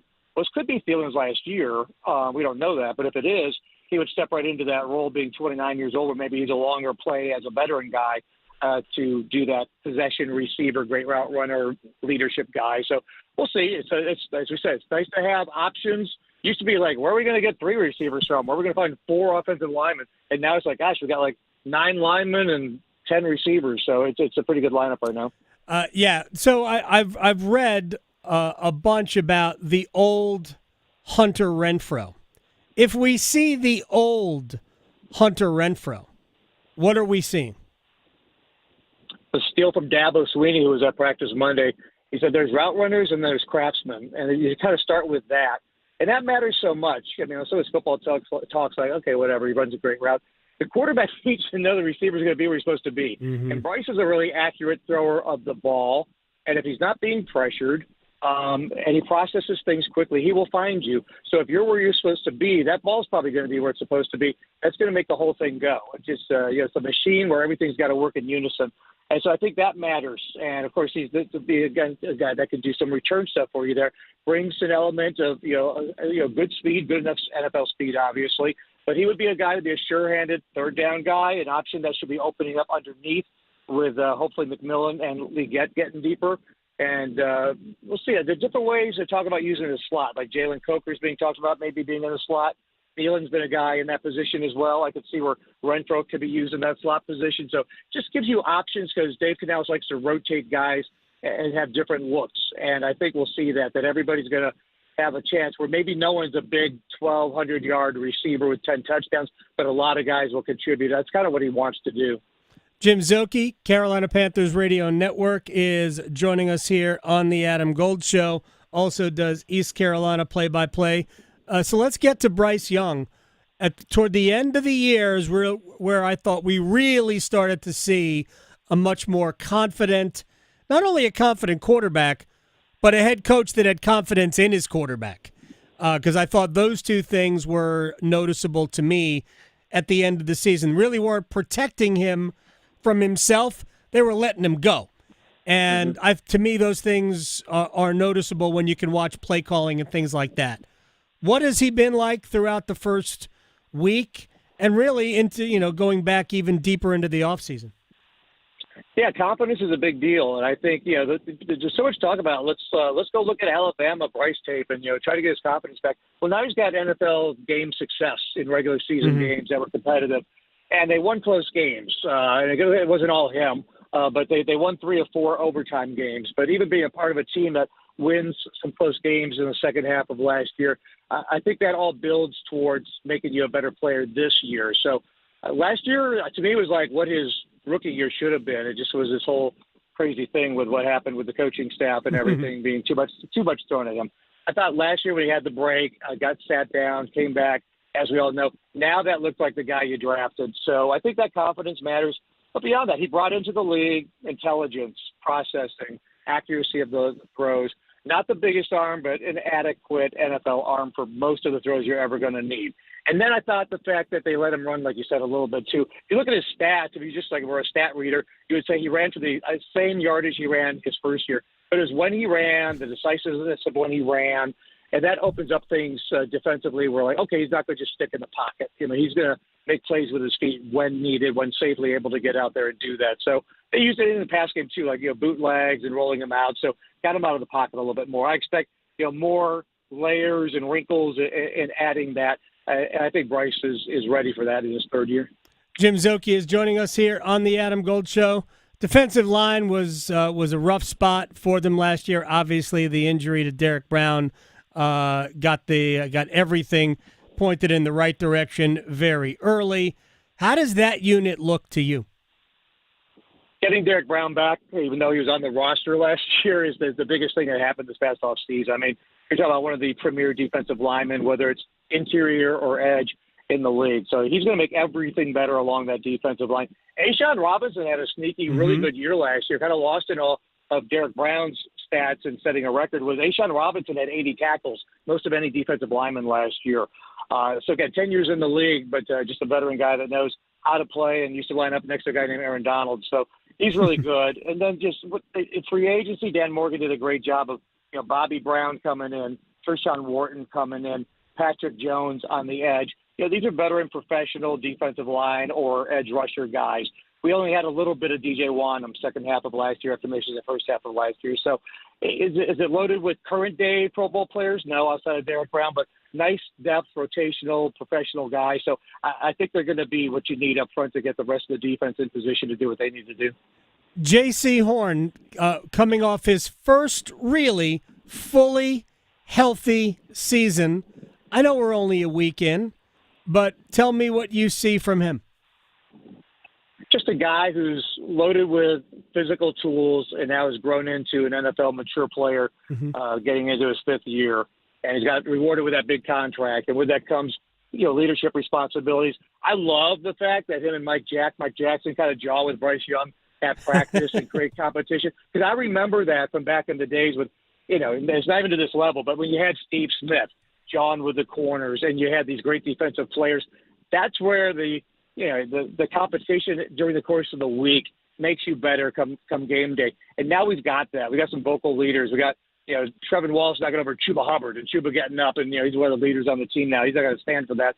So I like the kind of friendly banter and competition that comes within this team. So I think that's good. And I think JC's become that guy. With Mike Jackson, another solid cornerback, I think we're really good there, but we're not really deep there. So it's going to be very important that those guys stay healthy, and JC proved last year he was able to do that. How does the group replace the leadership that they've lost? Next man up, right? So next leader's up. I think on that defensive side, J.C. Horn's going to be one of those guys. Derek Brown is not the biggest talker, but him being out there is going to be one of those guys that can talk along those ways. I think, again, we mentioned some veteran guys that are new. A lot of times they bring a lot of pedigree from where they came from elsewhere. It'll be interesting to see how quickly, like a Bobby Brown, Patrick Jones has been vocal out there, how much they jump in right away in that role. And personality-wise, I haven't really had a lot of interaction with Trayvon Merrick, but I think, he's such a big upgrade at that safety position. And that position, when you're the leader at safety on a defense, you have to do a lot of communicating. It just comes with that territory. So I wouldn't be surprised if he doesn't kind of emerge as one of those defensive leaders too. Yeah, the reason I asked the question is that, Shaq Thompson had the ability, and maybe he learned from guys like Thomas Davis in terms of leadership. And while he had injury issues toward the end of his run with Carolina, it's just those types of things are hard. They're hard to lose. especially a player with as young as Carolina can be, especially with a player that just demonstrates so many, such great leadership qualities. So that was the reason I asked that question. All right, we're going to check in again. I know you know this. State and ECU open up the season. We'll definitely talk before we get to that game. But the Panthers, everything. Is it hard to find a training camp that has been this positive? No, and it's like, they're kind of in that sweet spot as far as this 1 year period. Like, they were awful the previous year when they won 2. They only won 5 last year. Right. But I think people feel like based on the second half of last year, they could, play more like something that competes for a playoff spot, whether they get it or not. So they're kind of like they don't have the expectations of the great teams in the league. But now we feel like, okay, this is a team that could be right in there, be competitive every week. And it's kind of fun to watch. And Dave Canales brings a positivity, obviously, with him, too. So that energy is well fit. Jim Zokei, at Jim Zokei on Twitter. I appreciate your time, sir. We'll talk again. Thank you, Adam. Take care. Jim Zokei here on the Adam Gold Show. All right. We missed last Wednesday because Chip was in Vegas. Chip Patterson joins us back from Vegas. Find out how he did. Next. Chapel Hill to Charlotte, Greenville to Greensboro. Your sports, his state. The Adam Gold Show on the North Carolina Sports Network. Hey, Carolina Panthers fans, it's Dennis Cox from 99.9 The Fan. We're in the preseason, so me and my co-host, WRAL TV's Chris Lee, are back in the trenches with our podcast, Panthers Playbook. In every episode, we'll keep you up to date on Panthers news as training camp rolls forward. Insight on the rookies, the fresh free agents and surprises, plus all the insider info on the upcoming season. Follow and subscribe to Panthers Playbook wherever you discover your favorite podcasts or watch on YouTube.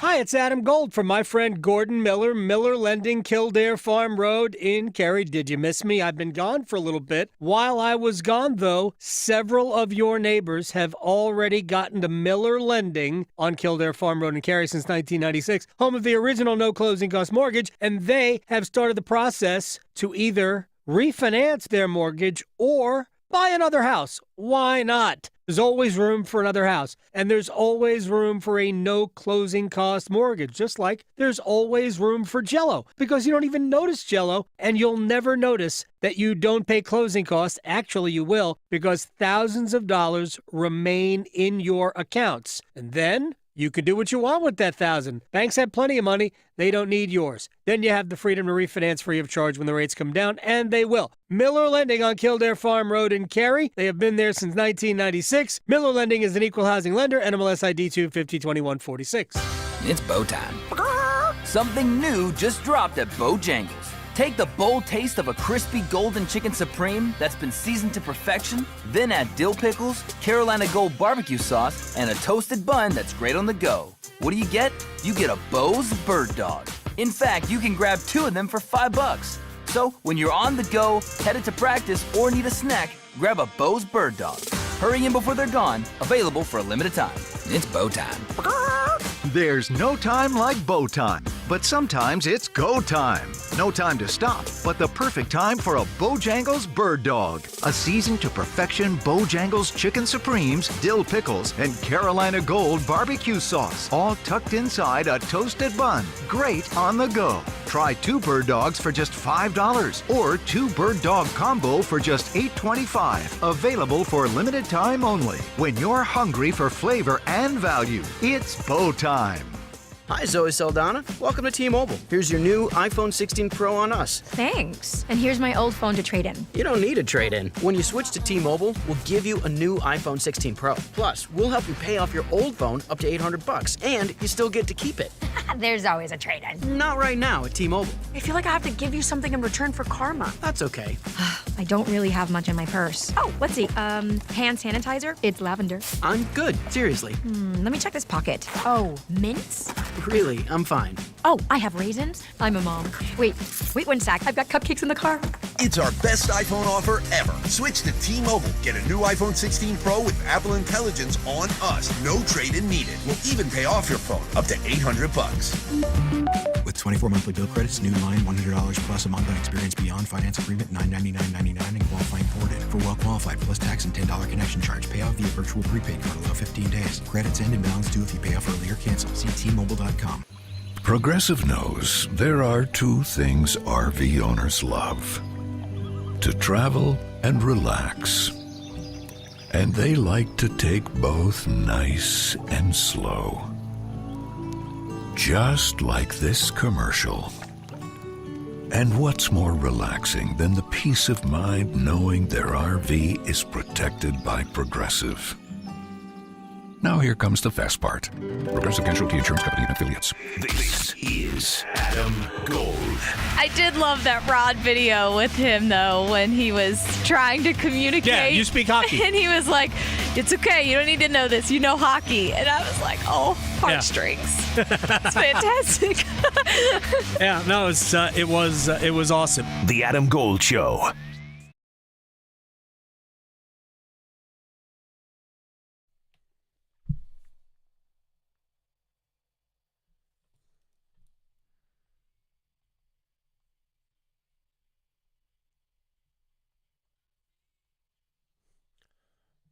It's the Adam Gold Show. I am Adam Gold. For those of you who watch the show on YouTube, and you can, just go to YouTube, search Adam Gold Show or 99.9 The Fan. You get the same place. You might have noticed Wednesday at about 1:15 last week. I'm trying to remember who we were talking to. Oh, Christine Brennan was on the show that day. Reasonable fill-in for normally what we do Wednesdays at 1:15. You might have noticed I had the shakes because I had to go a Wednesday without talking to Chip Patterson, my friend. CBSSports.com, Cover 3 podcast, because Chip was in Vegas rubbing elbows with the Big Ten folk. How was the Strip? So there's probably like 3 answers here, okay? Number one, I would not do Big Ten Media Days in Las Vegas again. Really? Personally, or if you were the league? If I was the league. Okay. I think that, while it's throwing a bone to USC, UCLA, Sure. and Washington and Oregon, Right. while some of these schools really took advantage of it as a way to fly some donors out, Oh, okay. a lot of players' families came with them. Like we had some of the older players, their families came with them.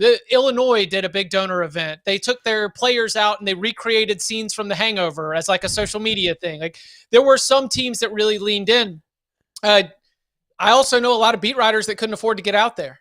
Your East Coast, your East Coast based media that said, I don't know. And that's why, when we were in the Mandalay Bay Convention Center, it's very sprawling. It's up 3 levels of an escalator. Like when I thought about media days in Las Vegas at Mandalay Bay, I kind of thought you'd get the Vegas feel. We'd have shots of the casino and people milling around. And so, yeah, I understand why it's going to move around, but it didn't really give you that, big media days buzz. Now, that said, I could not be more proud of what we did in terms of 2 hours, all 3 days live on CBS Sports Network, probably another 2.5 hours of stuff on CBS Sports HQ, taped interviews. I mean, we talked to all the heavy hitters like Ryan Day, James Franklin, Dan Lanning, Jed Fish, Lincoln Riley, and I thought that our conversations were awesome. So, was it like this awesome rockin' Las Vegas, scene? No, not really. But I felt like I learned a lot. I felt like we had a lot of great conversations that we were able to take to Cover 3. So to me, selfishly, it was a great week. Baccarat, Pie Gal, what'd you play? Craps. Yeah. Good for you. Yeah, absolutely. Good for you. I think we had. Because look, this is the other part of it. Just taking a breath in Vegas is $7. So I need a game that I could. At that point, you're not even playing to win money. You're playing because it is a cheaper endeavor than literally anything else that you would do for 2 hours. And hey, we've got 2 hours to kill before dinner. Okay. I promise you that like your total losses might be less just going out there and playing 6-8 pass line. Sprinkle a little 9 when we land on the 8. Like, maybe you want to do little ones, big ones, and some of those exotic props. That's more Danny Canales' side. But we just post up at the craps table and have a good time on some rolls. Real funny. The first time I ever went there to Vegas, my dad says, "Hey, go play Let It Ride," which is a card game. He says you'll probably lose like you will at blackjack, but you'll lose slowly. Right. Yeah, and then I called him after I lost 11 hands in a row, and said, "Yeah, I lost pretty fast at Let It Ride." But yeah, I'm glad you had a good time. So let's get into Tony Petitti and that show real quick. Do you think he truly believes in the college football play? Like, does he believe that's best for college football in terms of 4 automatic bids, play-in games, in the division, 3 versus 6, 4 versus... Does he really believe it? Because it's fine if he doesn't. Or is he basically just saying, this is the way I know my league gets 4 teams? I think that he is voicing like one thing that the Big Ten has that the SEC might not was it seems like the university presidents, athletic directors, and coaches are all on the same page. Right. Yeah. And it seems also as though it's a little bit more of a threat or a negotiating position than it is a true, this is the best thing for all of college football. The one thing that Tony Petitti has been very, very consistent on dating back to last year's media days is his number one interest. Because the questions last year were, hey, the expanded college football playoff, it's going to be about 12 teams. How many teams are you expected to get in there? They're really sort of prying him on what it was going to look like, again, last year going into year 1 of the 12-team format. And he said it last year, and he echoed it again this year. His number one interest is having the most amount of buzz and intrigue and attention on the final games of the regular season. And to me, I'm hearing it and I'm like, yeah, of course you would like your teams to go get into the playoff because that's going to be good for their teams and their programs. You would love for the teams to go and win a national championship, just like Michigan and Ohio State have done each of the last 2 years. But at the end of the day, those financials don't greatly change what's going on for a majority of the Big Ten schools. What happens for a majority of the Big Ten schools is big ratings on November conference games. So everything, even going back to last year, has all come back to his focus, which is, look, college football playoff, that's not ours, right? Mm-hmm. Because the media rights partners of the Big Ten, of which CBS is one, do not have any stake in the college football playoff at this time. The ACC, the SEC, and the Big 12 all have a media rights partner exclusively for the ACC and the SEC that are very much driving and are the ones who hand out the invitations to the invitational. So he is not on the playoff doesn't matter, but he is at least on it is not our most important focus. And so that's where I don't feel as much passion coming from that push as much as it may be a negotiating position. Yeah, look, you and I have talked about this ad nauseum, that if we're going to have 12 or 6, doesn't really matter the number. I mean, to me, you would want the best teams there. And the bigger you get, the less importance the regular season has. Now, might not matter. The last week of the regular season, there might be 8 or 9 games across not just the Big Ten, but across everywhere that have legitimate playoff implications. I think we had that the last weekend of the regular season, not conference championship weekend, but the last weekend of the regular season.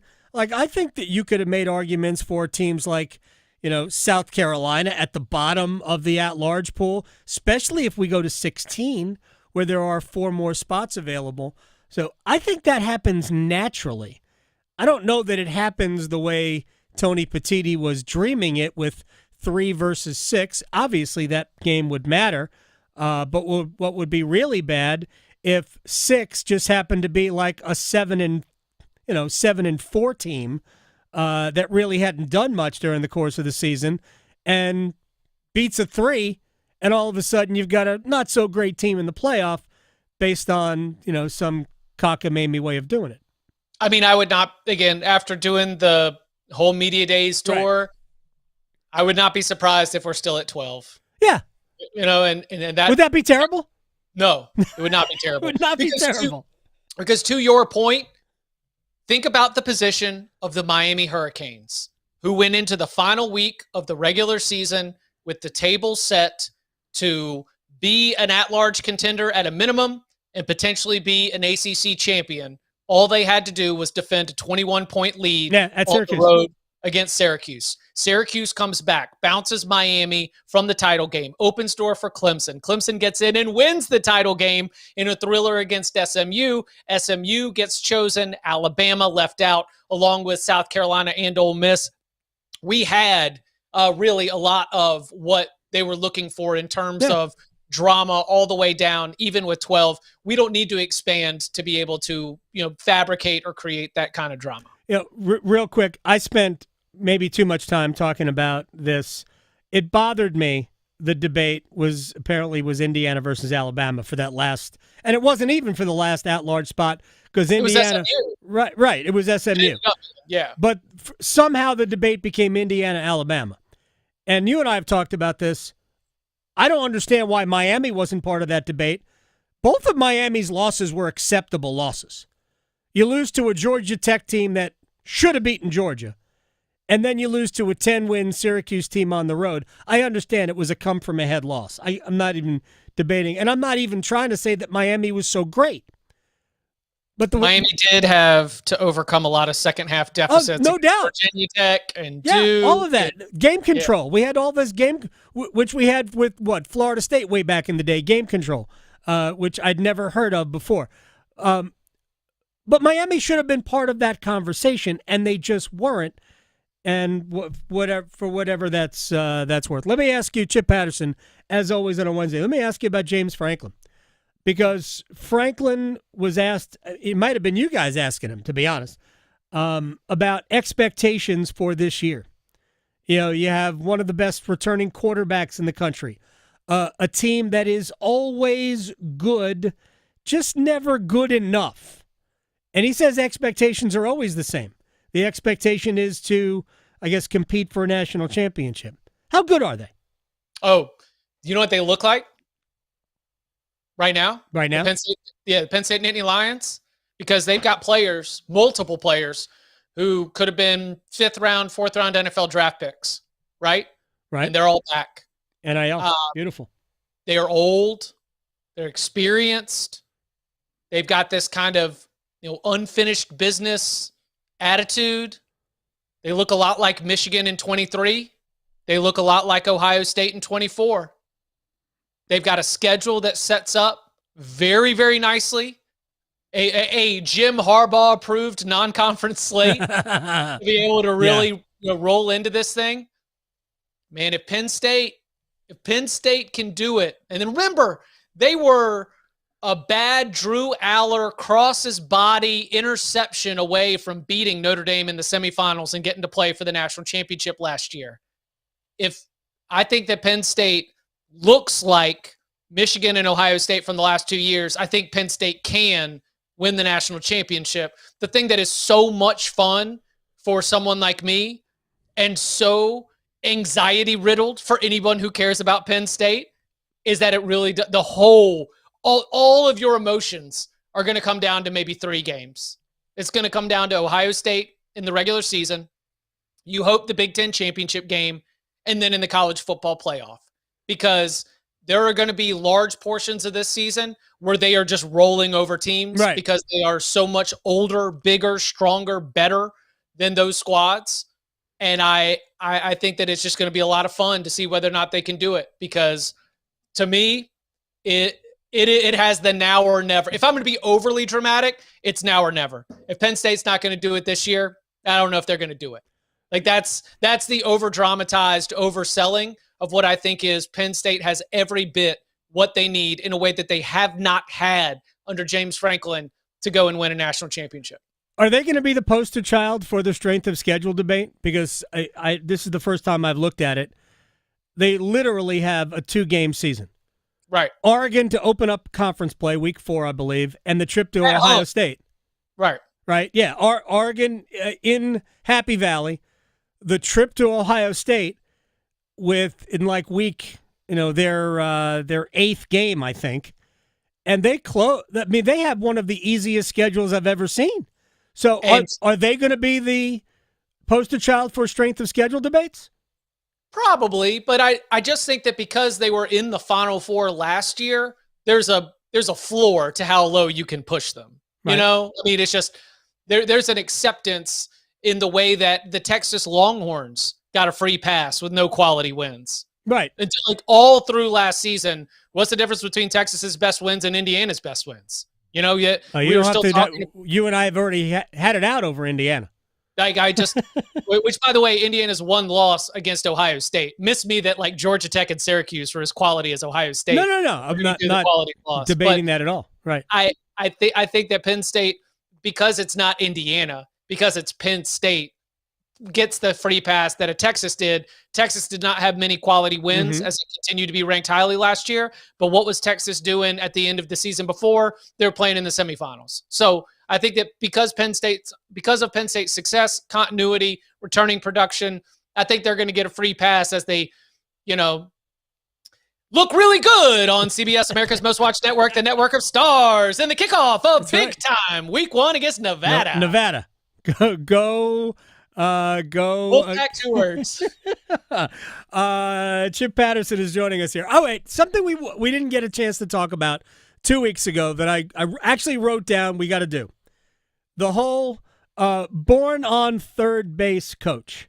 Like the coach that, I'm not saying they didn't earn it because that is unfair to the coach, but their first head coaching gig is ultimately, boom. I mean, you are like Larry Coker was handed a national championship by Butch Davis. Here, take it.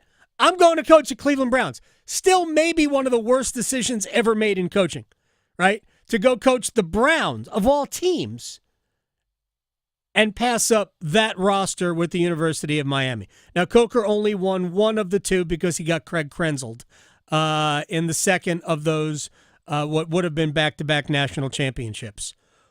Which coach qualifies highest on your list of born on third base? Well, the thing that was so fun about this discussion is that, it comes from Jim Harbaugh taking a shot at Ryan Day. Isn't Jim Harbaugh's successor born on third base?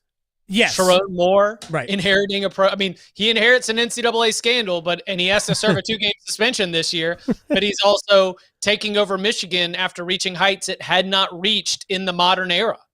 The other fun part of this, again, Ryan Day. Did Urban Meyer is Urban Meyer born on third base? Was, and this is a good one, was Urban Meyer born on third base twice? Because he inherited a talented roster from Ron Zook, who could recruit, True. but he could not coach. So in 06, 08, that's fully Urban's team. And Yes. for all of its positives and negatives, that is fully Urban's team in 08. Correct. But the 06 team under North Carolina's own Chris Leak, that's a lot of Ron Zook's work. Yep. And when he shows up at Ohio State, that's Tressel had built up that roster a lot. They go 12-0 in the year that they cannot play for Big Ten championship or a national championship. They come back the next year, of course, lose to Virginia Tech, but then make it all the way to the very end, winning the title. I think it's really interesting how you can look at some of these. The born on third base starts with a Michigan-Ohio State rivalry. I think within the Michigan-Ohio State histories, we've got a couple of born on third base candidates. So is Michigan going to be any good this year? Yeah, they'll be like 8-win good. Okay, Bryce, so no, not for Michigan. Well, so they've got the unique position where, because so much has been invested, both in terms of actual money, but also your planning in their quarterback, Bryce Underwood, who might be awesome. Mm-hmm. He's a true freshman. They're going to see if he can win the job. But this is very much anything that happens, good or bad, is about his development with an eye towards next season being a year where you feel like you can really go make a run at it. It's unfortunate because with all the upheaval, Oregon's got a new quarterback, Ohio State's got a new quarterback, and for all the glowing things I said about Penn State's still Penn State, you would think that there's an opportunity to really go and jump to the front of the Big Ten. But unfortunately, Michigan, like Oregon, I think is very much in a reload mode where they're good enough and talented enough that they're probably going to be in that 8-9 win category, but they need to answer some questions on the field before I can take them into playoff contender status. All right, here's my my vote for born on third base. Lincoln Riley, who Bob Stoops just handed it over. Handed him a roster. Yep. And he's been good, but at times they've looked great, but they haven't, other than beating Texas, have they won any big games? And like, how many years now is it? 3 years at Southern Cal?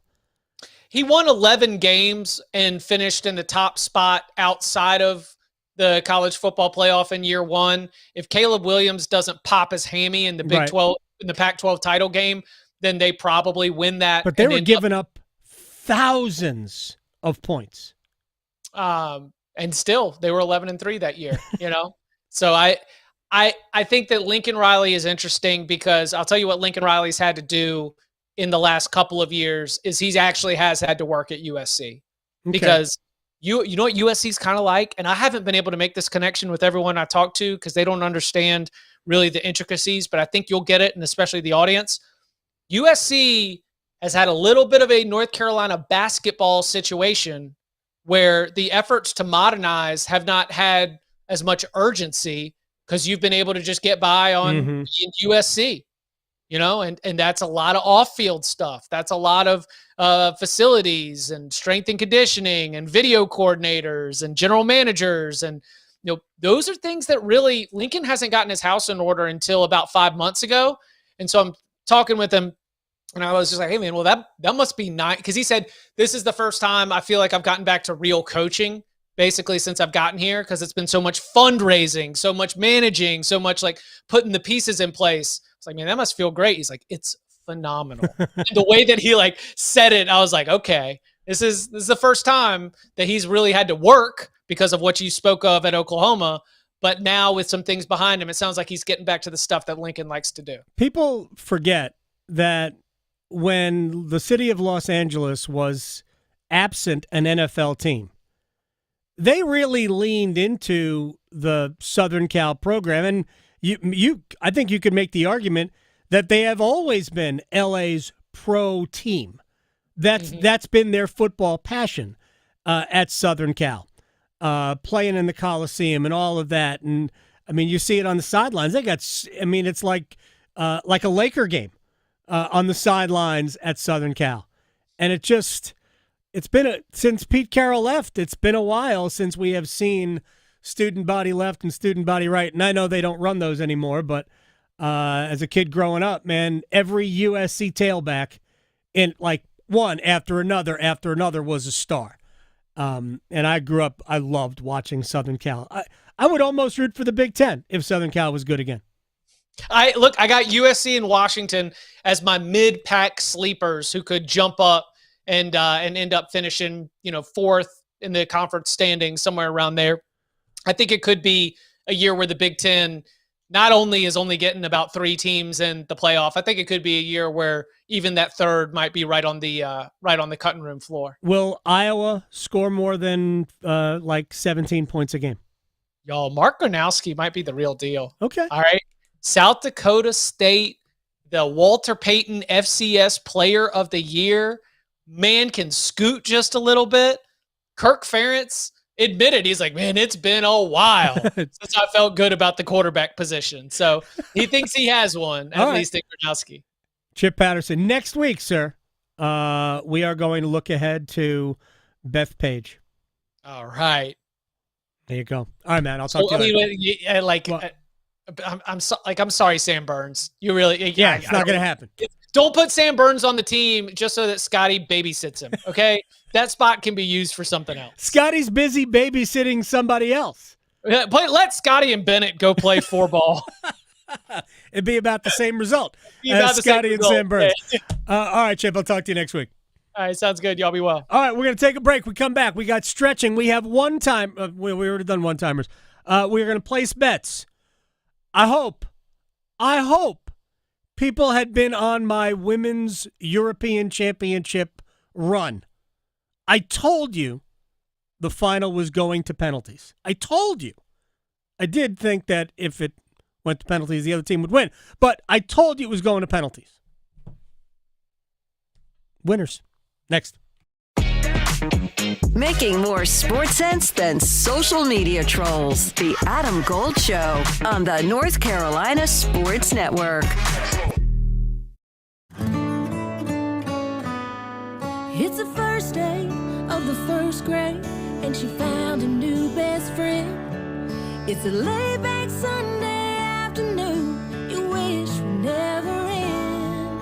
The homemade taste of Bluebell and good friends gathered round. The good old days are being made right now. Open the lid on a carton of Bluebell Homemade in the Shade, and you'll have it made, so to speak. It's a combination of our top-selling homemade vanilla ice cream with a swirl of rich chocolate fudge sauce. Enjoy an instant classic. The good old days are being made right now. The good old days are being made right now. Look for Bluebell ice cream at your local grocer and pick up your favorite flavor today. You can be a wildlife hero. Did you know that visiting North Carolina Zoo and Botanical Gardens in Asheboro supports efforts to protect wildlife and wild places? The North Carolina Zoo is a global leader in wildlife conservation, working to save endangered species of both plants and animals, such as elephants, red wolves, and gorillas. Plan a family-friendly day trip to the North Carolina Zoo to learn how you can join the mission to save endangered species from extinction. Learn more at nczoo.org. Your child's doctor shares your goals, a healthy future for your child. Doctors recommend vaccines throughout childhood because they protect what matters most, your child's future from preventable disease and serious illness. Discuss any questions you have and check that your child is up to date and talk about any concerns. You're right to have questions. Get real answers. Start a conversation with your doctor today. Visit vaccinesforkids.nc.gov. Paid for by NCDHHS. Ask any college student. If it wasn't for the last minute, lots of assignments wouldn't get done. So if you haven't figured out your plan for college and how to pay for it yet, don't worry, you've still got time. And with the next NC scholarship, you can still get money to pay for most or all of your tuition. To apply, just fill out your FAFSA and you could get $3,000 for community college or $5,000 for public university, and possibly more. See how easy it is to apply at nextncscholarship.org. Healthcare? Why? Why is it so hard? Healthcare is broken. At Blue Cross and Blue Shield of North Carolina, we get it. Really? Really. That's why we're making healthcare better for all, starting with you. Really? Really. We're making plans easier to navigate by putting all your benefits, prescriptions, and details on your computer and phone. Convinced? No, but it's a start. We'll take it. Blue Cross North Carolina, making healthcare better for all, starting with you.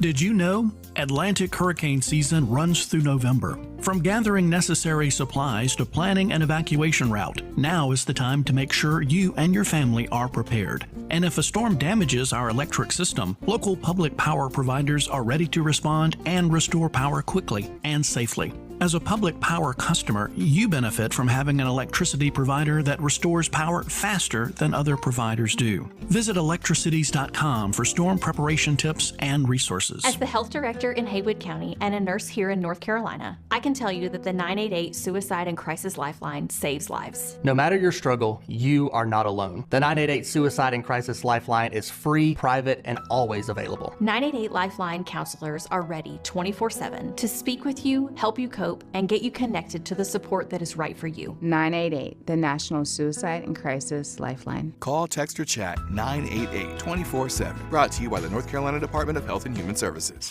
One Adam. Gold. One Adam. Gold. Because if interrupting is part of the talent, then she wins. Giving an RBF face? Yeah.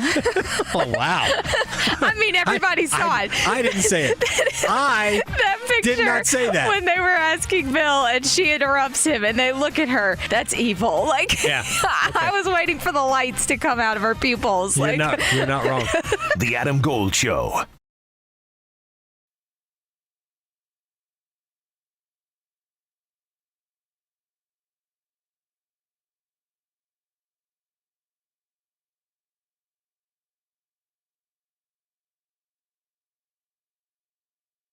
It's the Adam Gold Show. I'm not the only one that thinks of the halftime show in L.A. during the Super Bowl with this song, am I? I know. That was so good. It was fun. Phenomenal. Oh, yeah. Halftime show. I will still, every once in a while, dial it up on YouTube and watch it, just like you can this show. Mm-hmm. So, shouts to those of you tuning in. My mother-in-law might be watching. I know. I was going to say, hi, Mom. Love you. Told her I would wink. She's just in case. Yeah, just in case. There was a donut in here yesterday, and she's like, oh, it's not the donut. Oh, your mom? Yeah, she sent me a text. She can't see the flowers in here right now, but those are trash flowers. So why are they trash flowers? Because, they bring pretty flowers into the building. Right. The company does. And they switch them out. And when they feel like the ones that they've brought in the week prior get old, they throw them in the trash. So me and a few other employees like to save them for a couple more days. Pulling flowers out of the garbage. Yep. We sure did. So, hey. There's a Seinfeld episode about that. It wasn't a flower. Right. It was a cannoli. An eclair. Or eclair, yes. Yeah. That's it. It's one of the great episodes of all time. Oh, yeah. All right. Let's stretch. Well, speaking of nostalgia with the music and with Seinfeld, Happy Gilmore, too, I guess is making all kinds of waves. Mm-hmm. This is fascinating. Okay, so tried to watch it, fell asleep. Really? Towards the end. I mean, it's okay if you go into it knowing that it is not the same Happy Gilmore and you are not, however many years younger, because that's also the thing. Maybe your likings were a little different when Happy Gilmore came out, but Happy Gilmore 2 is making a whole bunch of waves with Netflix because this is the biggest U.S. opening weekend ever for Netflix, an original movie. And really? It had 46.7 million views over the last 3 days. So, yeah, it's making records, all kinds of Netflix records. So, fans, they're giving it a rating of about 70% on Rotten Tomatoes and 61% with critics. So, take that for what it's worth. So, I've read 2 different reviews of the movie. Mm-hmm. One that said it's just a fun movie. Sure. Okay. I have not seen Happy Gilmore 1. Oh, okay. People may know this or not. I am not an Adam Sandler movie guy. Sure. The only Adam Sandler movie of the comedies, there have been some serious movies that probably aren't bad. I thought 50 First Dates was excellent. Oh, yeah. Okay. Hilarious, with Drew, she can't remember the next day. Yep. And to me, it's a great concept. But anyway, I thought that was good. But I've not liked any other Sandler movie that I've seen. So I have not seen Happy Gilmore. Yeah. The other review I read was from somebody who was actually a golf writer who said it was the worst movie they had ever seen. But honestly, sometimes people get too serious about these things. Yes. So I'm not saying one way or the other, but I have read 2 I mean, polar opposite reviews of this. Right. I may watch it. I may not. I'm pretty sure if I don't, I am not missing one of the greatest movies that has ever been made. You're not. So, there you go. Yeah. no, like I said, it's one of those movies where you just have to go into it knowing this is, like, if you are a Happy Gilmore fan, I'm sure you'll enjoy it. It's very nostalgic, but at the same time, it's... Yeah. I mean, Adam had, like, his whole family in there. Yeah. If that tells you anything. And half the PGA Tour. Exactly. So, yeah, it was something. But, hey, it's was doing Rob well. Schneider in it? I think so. I may have he's fallen in every asleep Sandler movie. at some point. Yeah. So I don't even know how it ends, but I'm sure I can guess correctly. So one thing I do like to guess correctly, though, and I haven't been doing too well with my Cubs, are bets. Place your bets. Place your bets. Here. I bet you slice into the woods $100. Gambling is illegal at Bushwood, sir, and I never slide. Okay, you can owe me.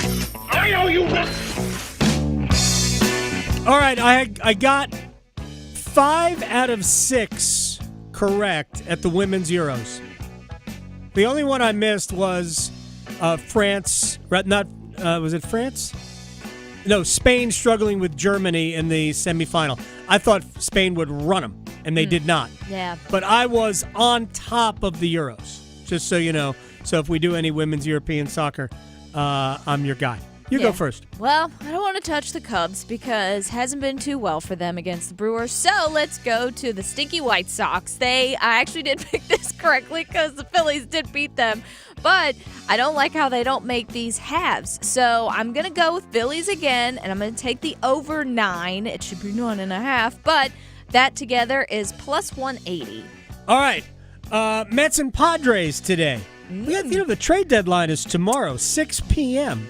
Mark Vientos, who's been DHing a lot for the Mets but can play third base, I guess can play a little bit of first base as well. He has been mentioned in trade rumors. He homers today, plus 420. Let's see here. The Pittsburgh Pirates are in San Francisco taking on the Giants. Give me the Giants to win, and I'll take the over 7. That's plus 140. All right, this will probably be the last one. The Wyndham Championship is going on at Sedgefield Country Club tomorrow. Jake Knapp has been playing great. He's just this close to winning. He gets it done this weekend, plus 4,000. From the heels Touchdown, Carolina. to the canes. She scores! He covers it all. The Adam Gold Show on the North Carolina Sports Network. Listen every afternoon for The Drive with Tim Donnelly. Here's how you know the Bill Belichick hype is through the roof. At ACC Media Kickoff, Dabo Swinney, one of the most popular, famous coaches in the country, was walking around giving interviews, and almost no one was following him. That's because every media member was up at Bill Belichick's press conference hoping for just a few seconds of audio from the UNC coach. The Drive with Tim Donnelly, 3 to 6 on 99.9 The Fan. North Carolina ranks among the top 10 states in the U.S. for human trafficking. Abusers often isolate victims from friends and family. I didn't think I could escape, but then I found Project Fight. They helped me rebuild my life. Project Fight offers comprehensive case management to support survivors with legal aid, housing, and emotional care. If you or someone you know needs help, call 919-390-6731. That's 919-390-6731. Or visit wakearmy.org. With Progressive's Name Your Price tool, you get coverage options based on how much you want to pay for car insurance. And then you decide how to spend the rest of your money, because you're in charge. And right now, you're going to pay for groceries. But you decide what groceries. Just keep in mind you're running out of dishwashing soap. But you decide if you're going to buy that soap. Just those dishes won't clean themselves, will they? Remember, with Progressive's Name Your Price tool, we'll help you find coverage at a fair price. And then you're in charge. Progressive Casualty Insurance Company and Affiliates. Not available in all states. Price and coverage match limited by state law. Worried about market losses? If headlines are keeping you up at night, it's time to take control. Hi, I'm Jeff Jr. with Trajan Wealth, and I know you've worked hard to save. But in times like these, what if can turn into What now? If you're planning to retire or are in retirement, you need a strategy that helps protect your future. At Trajan Wealth, you can capture market gains, protect your account from losses, and guarantee income for life. Right now, you could receive a bonus of up to 30% or annual growth of up to 10% for retirement income. You heard me right. An upfront bonus of up to 30% or annual growth of up to 10%, all guaranteed to boost your lifetime income in retirement. Don't leave your future to chance. Plan with confidence. Call Trajan today, 919-200-4000. That's 919-200-4000. Annuity guarantees are based on the claims paying ability of the issuing insurance company, DBA, in most states as Trajan Wealth Insurance Solutions. Here's Brandon with Parkway Sleep Centers. Tired of waiting for a sleep treatment? At other sleep centers, it can take 6 to 8 months just to get an appointment and cost you thousands more. Not Parkway Sleep Health Centers. We schedule you within weeks and we'll save you money too. We have over 20 years of experience serving the Triangle. Let our expert team help you sleep better sooner. End your sleep problems. Live your best life. Experience the Parkway Sleep difference. Visit parkwaysleep.com and start your journey to better sleep today. Parkway Sleep Health Centers. Sound sleep, sound health. If only life had a remote control, you could pause or rewind. Well, life doesn't always give you time to change the outcome, but prediabetes does. Take the 1-minute risk test today at doihaveprediabetes.org. Brought to you by the Ad Council and its prediabetes awareness partners. I thought I'd book a trip to Italy to celebrate retiring. We didn't speak Italian. We didn't then. We do now. Because of Babbel. Babbel is the refreshingly easy-to-use app for learning a new language. Babbel uses immersive lessons to teach you vocabulary and grammar in a way that sticks.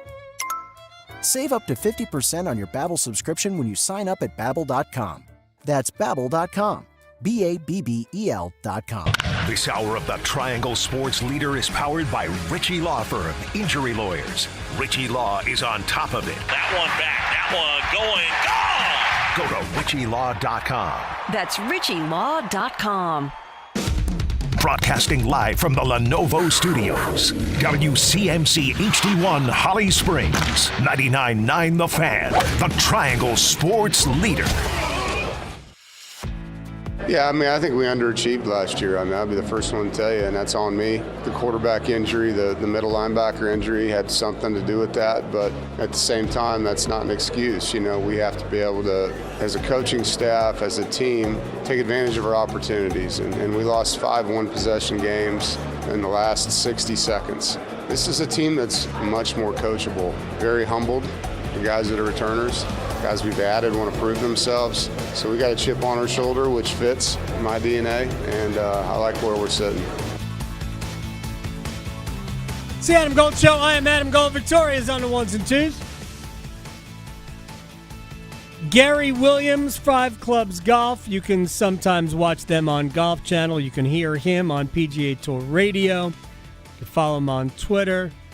He will join us in 15 minutes. Final regular season PGA Tour event in Greensboro this weekend at Sedgefield Country Club. It's the Wyndham. Then we had the playoffs. We go to Memphis and then Baltimore. And at that time, Keenan Bradley will have to choose 6 players to play on the United States Ryder Cup team to go against one of the better-looking European sides in my memory. Doesn't mean they're all awesome, but, man, there's a lot of pedigree and experience on that team and also a lot of high-level performers. But we'll talk to Gary Williams about that in a little bit. If you are just tuning in, you missed Eric Tulski, who joined us earlier. We'll bring you some of that in the rewind. But before we go any further, if you are a Hurricanes fan and you are jonesing for a Canes Corner podcast, that is coming tonight, 9 o'clock. Go to YouTube, search Canes Corner podcast, and you'll see us. We'll be there at 9. I've got a guest, and we'll also, when we spit that out in a normal podcast form, I will put the Eric Tulski interview on the back end of it. But we'll talk about what the team looks like as we head towards towards training camp. We're about just under 2 months away, right? Yep. Like middle, late September. Yeah. Is when that begins. 6 preseason games, 2 each against the same particulars, Florida, Tampa, and Nashville. And then the season gets underway against the New Jersey Devils here. Was it October 9th? I think it's Thursday, October 9th. And then 2 nights later, it's the Flyers. And then the Hurricanes leave town for 2 weeks. Yeah. I would say time's flying, but it's probably melting. That's true. We are almost out of this. Yeah. Almost out of this. Like today and tomorrow, and then I think we get some cool weather. We're going to get some rain, too. I think the high for this area, anyway, probably in Charlotte, because they're going to be hearing us when, it's 7 or 8. I think North Carolina's cooling down like 10 or 15 degrees this weekend. Yeah. So I'm here for it. It's going to be nice. All right, shall we do the wall of sound? The wall of sound is a function of this studio. There's no doubt about it. All right, let's run through some Panthers sound, shall we? We talked to Jim Zokei earlier about the wide receiver room, and I'm reading a ton of stuff about Hunter Renfrow. So let's hear from head coach Dave Canales on the former Clemson and I don't know if they were in Las Vegas at the time, Oakland Raiders star Hunter Renfrow. Hunter tweaked his hamstring. I asked him, I said, shoot, if we had to play Sunday, you think you're playing? He's like, oh, I'm playing. So just something that we, caught early, wanted to take care of him right here. I knew this was going to be a high day. We'll have a couple of days to get him recovered, and then we'll check in back when we in a couple of days and see where we're at. All right, give me a breakdown of what you're seeing offensively, Coach. Just guys being where they're supposed to be, and we're still working through some timing things, some void throws, some different, little tweaks to routes, but the guys are being where they're supposed to be when they're supposed to be there. I mean, that's first and foremost. If you're going to be a skill player in the pass game, be where you're supposed to be, so Bryce can count on that. And I just love the way that it goes back and forth, offense, defense, and the guys each making plays and battling and competing every down. So it was the competitive environment that's happening out here is great. It's special. I love where we're headed. That's the head coach of your Carolina Panthers. Now let's go to the Carolina Hurricanes. We talked to Eric Tulski earlier. Jackson Blake was also on a media Zoom today. And was asked, why is this the right time to sign long-term? I was super honored to even receive something like this. I mean, a year ago today, I probably, would have told you you're crazy. I mean, I didn't even know if I was going to make the team out of camp last year. So, I kind of knew right away when they offered around that, I was pretty much sold. I mean, to have 9 more years, hopefully, in Carolina, I love it there. Obviously, I've only played 1 year there, and but it's kind of easy it was easy decision for me to make the commitment, and I mean, obviously, they showed the commitment too on their part. So, super fortunate and super grateful to receive it, and I'm pumped up. He said, a year ago. 10.5 months ago, literally 10.5 months ago, when training camp began, nobody thought Jackson Blake was going to make the roster.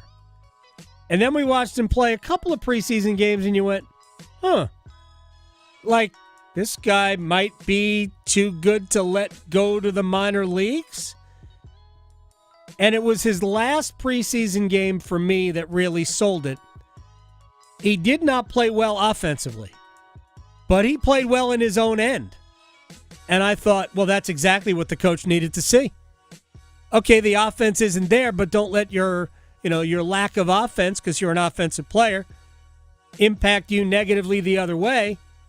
And all of his best plays from that last preseason game came in, basically, we'll call it out of possession, in the effort to either get the puck back or simply defend.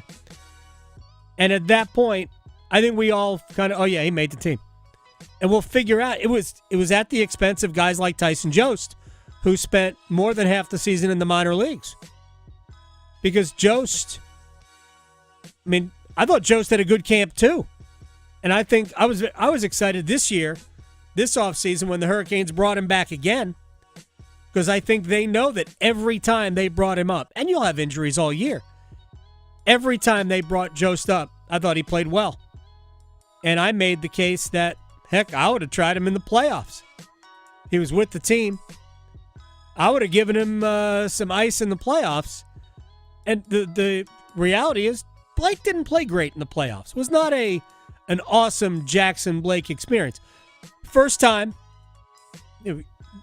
rookie season, had a really good year, but probably wore down a little bit.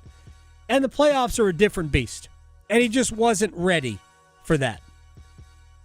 But 17 goals, 17 assists, and I think we all remember that stretch where he was absolutely snake-bit. Like he and Rantanen. Remember, this was the combination when Mikko Rantanen got here. They were playing him with Aho and Blake. Aho and Rantanen had no chemistry on the ice. Zero. Blake and Rantanen did. They should have combined for a bunch of goals. And they couldn't buy one. Between them, they couldn't buy one. But I thought that, to me, because Blake got through that, came out on the other side, and then started pumping in a bunch of goals. I think he had 6 goals in his last 8 games until they shut him down. Anyway, it's a long way of going, all right, you've done this, 17 and 34 points as a rookie. Now that you have this contract, there are more expectations. The expectations do go up, and I mean, I would have expected more from myself regardless of the contract or not for this year. And, you know, I thought last year was pretty good, but I mean, I always strive for better, and, you know, in every single area, whether it's points or defensive zone or more dominant and stuff like that. You know, I wouldn't say there's one specific area that I'm looking at. I'm kind of trying to check all the boxes there. I look forward to year 2 with Jackson because his skill set is really, really perfect for Carolina. I know. I like his grit, too. Yeah. He's man, fun. 15 pounds of strength. That's what's needed, Jackson. Don't get knocked off the puck so easily. All right, when we come back, the PGA Tour's final regular season stop is in Greensboro. Gary Williams, 5 Clubs Golf, will be along. We'll talk about that, plus not only the playoff, but really the makeup of the U.S. Ryder Cup team that will be selected 3 weeks from yesterday, I believe, is when Keegan Bradley has got to name his captain's selections. Will he announce Keegan Bradley? Next. Talking sports, dropping truth. The Adam Gold Show on the North Carolina Sports Network.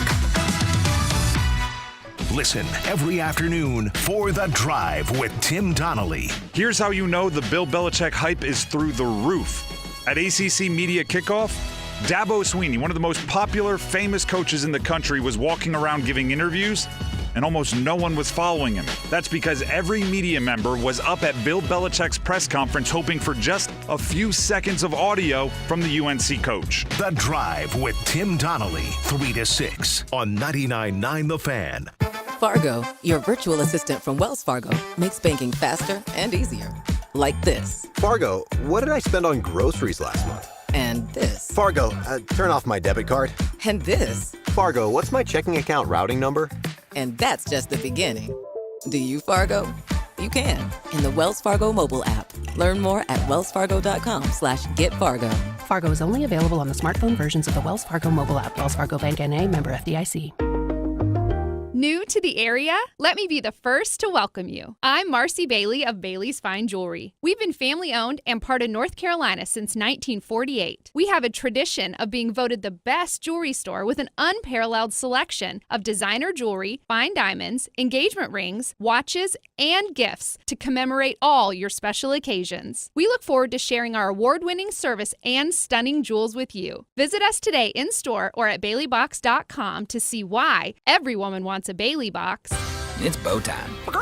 Something new just dropped at Bojangles.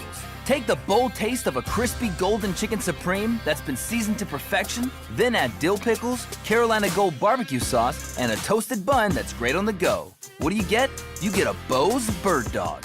In fact, you can grab 2 of them for $5. So when you're on the go, headed to practice, or need a snack, grab a Bo's Bird Dog. Hurry in before they're gone. Available for a limited time. It's Bo time.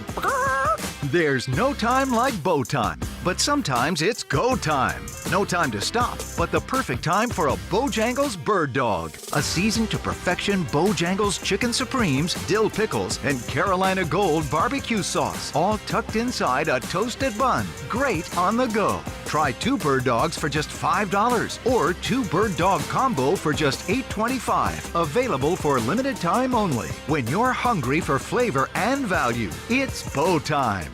Adam Gold in studio with my friend Patrick Day from the Aluminum Company of North Carolina. A lot of people have work to do on their homes. They need a roof. They want windows, siding. You guys do everything. But people are also, I'm not sure I can afford it. The Aluminum Company is a great place to go. Tell us why. Well, tons of times I'll go out to people's houses and they're thinking about doing a bunch of home improvements at once. Siding, roofing, windows are a big package, right? And the first thing they think of is, well, I'm going to need to go get an equity line or a second mortgage. One of the things we have is tons of financing options where you don't even need to go to your bank. We can do that in-house for you and run payment options for you. And lots of times the financing that we offer is a better percentage rating than you can get from your bank, and you don't have to go through all that mess to get to it. I like that. Also, is there 12 months 0 interest? 12 months, 0 interest, 0 payments for 12 months. 0 payments and 0 interest at the same time for 12 months. That is correct. That is a double header right there. Aluminum Company of North Carolina, online, aluminumcompany.com. Some things can steal your sunshine. Ugh, I just got my hair done. Sorry, the cooler's broken. Anyone see my flip-flops? Anyone? But COVID-19 can steal a lot more. I just took a COVID test. Ugh. Prescription medications for COVID exist. If you test positive this summer, ask your doctor if they're right for you. Visit PfizerForAll.com/COVID-19 to learn more. Sponsored by Pfizer. This is Adam Gold. He said he could talk about his golf game. He did say it wasn't great, and I said, hey, no judgment here. I'm a drive shacker and a putt-putter myself. None of us are good. Even those of us that are good aren't really good. Right, yeah. We're just not. Yeah. The Adam Gold Show.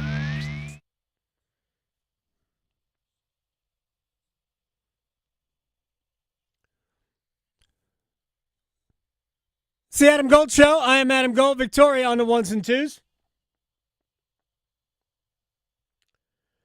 Final week of the PGA Tour's regular season, the Wyndham Championship at Sedgefield in Greensboro. I've already given you my pick. He has been trending in the right direction if he can get out of his own way on Sunday, maybe even on the last hole, and not come up short and hit it in the water. Jake Knapp. And will Jake Knapp open up eyes of Keegan Bradley? I don't know. Will Keegan Bradley open up eyes of Keegan Bradley? Gary Williams, 5 Clubs Golf. You can watch them sometimes on Golf Channel. You can always check out the YouTube. He joins us on the Adam Gold Show. I want to start with Keegan Bradley because a few weeks ago when he won the Travelers, it was like a foregone conclusion that he will select himself. Right now, do you think he is an automatic captain's pick? He is the captain. Do you think he's an automatic pick by himself? Close to it, Adam. I think that, like you said, the Travelers, all of a sudden, everyone is just wrapped up in, he's on the team. And I get it. And part of that is, I think, is a byproduct of, look at the back half of that team right now, the guys who are 7-12 and beyond. And not only has he won a golf tournament, he's had a very solid season. You consider, the position that he is in. Now, me saying all that doesn't mean that I think it's a practical thing for him to be on the team and also captain the team simultaneously. That's a totally different thing. Mm-hmm. Do I think that he has proven that he's among the 12 best? And then you take, again, one of the other things about this is, this is not an all-star game. Right. This is constructing a team to actually go win something. This is not an exhibition of, hey, look at his skills, and wow, he's been great all year, and he deserves this. Construct a team that you think is best served to go and win on that golf course. And with all those, measurements, I would say yes. But captain the team as well? No, I don't think that's smart. Gary Williams is joining us here on the Adam Gold Show at Gary Williams 1UP on Twitter. My assumption is that 3 weeks from now, Bryce and DeChambeau will drop out of the automatic spots, out of the top six. Yeah. I have to think that Harris English and Justin Thomas, and maybe even somebody else, if somebody wins, will pass him. But for me, DeChambeau is on the team. You agree? Yes, totally. He's on the team. Right. We can stop no, he's on the team. All right, then we get to other captain's choices. Now, I was looking at it, digging into some numbers. Last year we would have gone Colin Morikawa, Patrick Cantlay, absolute lead pipe cinches. They didn't have great years so far, either of them. But then when you look at the numbers, you go, well, they're not great years. Are still pretty good years. Morikawa, I believe, is seventh in strokes gained. Overall, I think Cantlay is 11th. So not to sound like our friend Brandel Chambly here, but those two guys are going to be on the team, right? I think one is more likely than the other right now, and I think that would be Cantlay. I think he's more likely to be on this side from what I'm hearing. And that not only he has got a pairing with Xander Schauffele, which I think gives him a little bit of an advantage. I also think that he is somebody based on the way that he performed in Rome. Look, Patrick's a peculiar guy, and he does respond to this environment better than most. Right. And it is a confrontational, weird, discomforting environment. And what could be more uncomfortable than him being catcalled like he was all day Saturday in Rome? And what did he do? Yeah. Guy played his ass off. So I think he's more likely than Morikawa. And I also think Morikawa stylistically, look, that is a huge ballpark. He's a great iron player, but he's a very poor putter. That is not the type of combination that if I'm constructing a team for there, that I would say he is a lock. Cantlay more than Morikawa in my mind. That would also be a problem for Bradley, who is also not a great putter. I think 106th in strokes gained putting. Morikawa is 129. I spent a lot of the morning going over these numbers. Gary Williams, 5 Clubs Golf, is joining us here on the Adam Gold Show. Let's just go from the assumption that Morikawa, based on having 2 cups of experience under his belt and President's Cups, that he is on the team. Ben Griffin, 2 wins this year, has been really good. Hasn't been as good lately, but everybody goes through a little dips within the season. He has been so good this year. Do you anticipate Ben Griffin on that team? More than likely. And I think part of that is kind of the way that he is. And I get back to who is going to, what does your intuition tell you about their responsiveness to this environment, which is very disorienting. And I think that Ben Griffin is an excitable guy. And I think that he is somebody who in either format could show the ability to play in 4-ball or foursomes.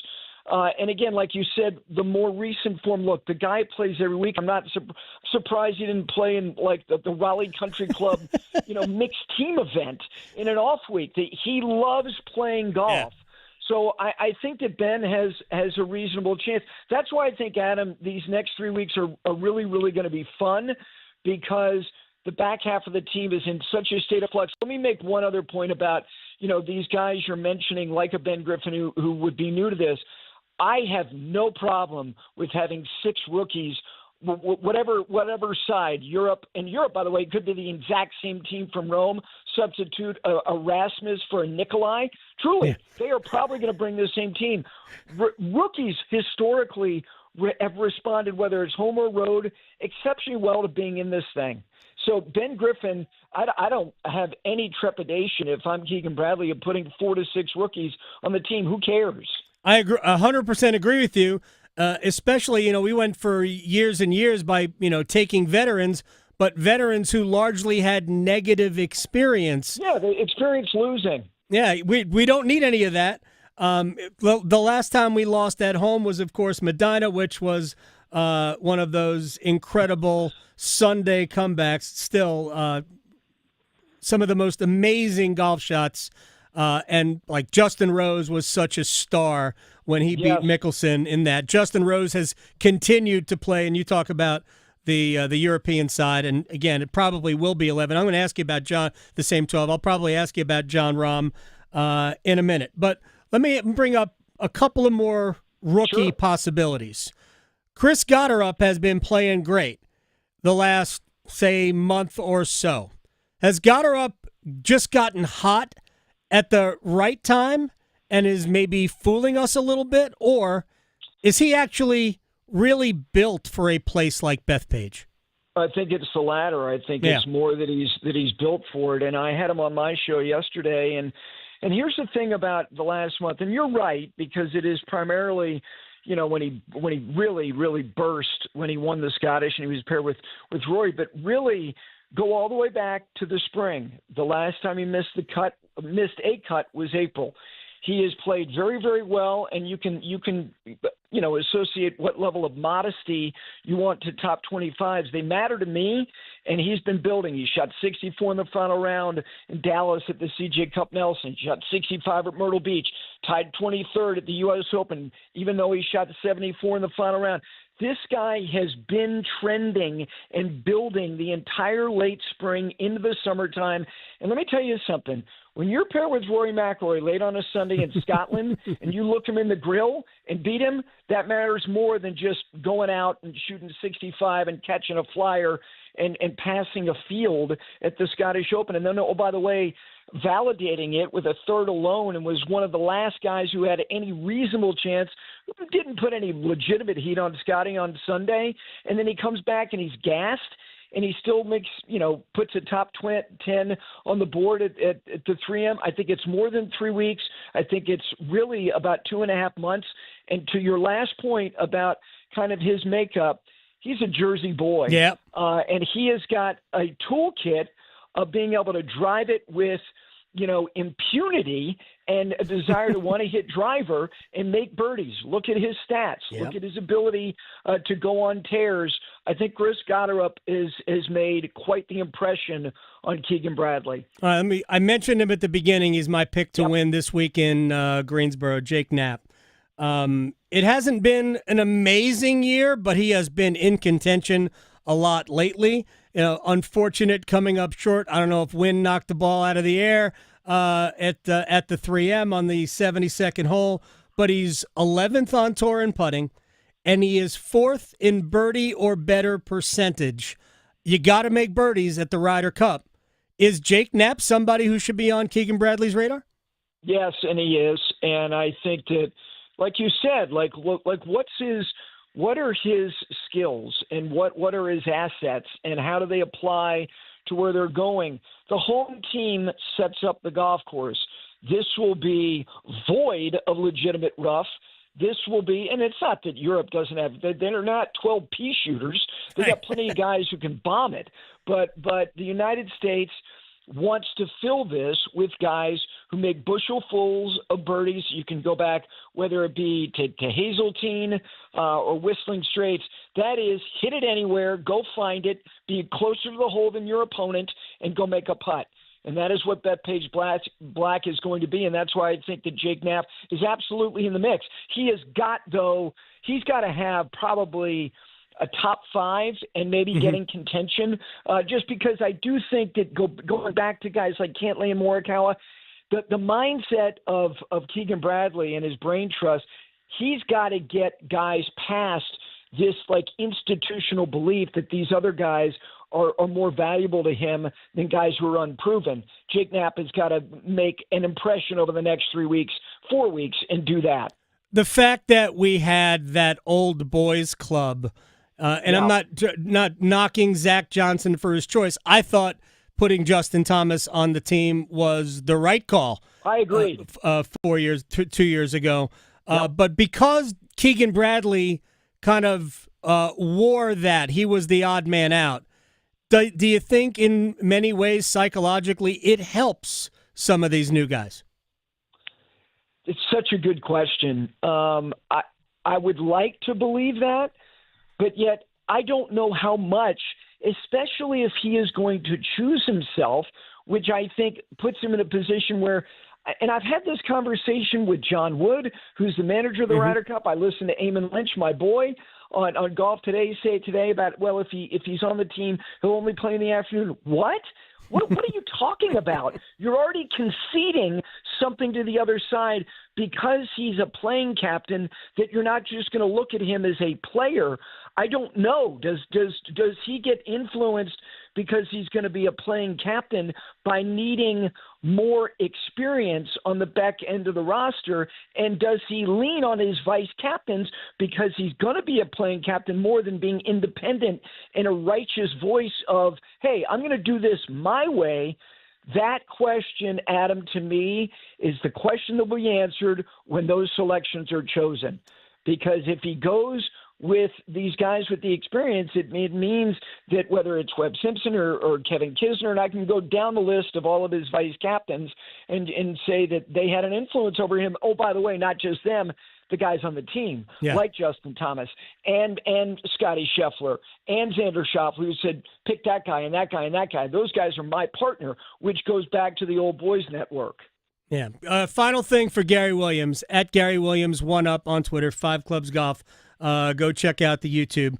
So John Rahm, it's been pretty coy of late. He's in this dispute. He is appealing his fine and suspension by the DP World Tour.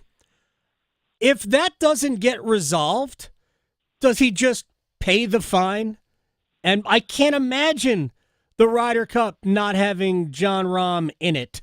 How do you see this play out? You don't have to. He's going to be on the team. Here's what's going to happen is that they are going to kick this can down the road. The resolution of fines paid or not will not be resolved before Bethpage. I had Lee Westwood on the show, who it's not about him being on the team. It's about future captains, right? And all these guys who are lined up like G5s on a tarmac, who would be the presumptive captains going down the road, from him to Poulter to Graham McDowell, and I can go on and on and on.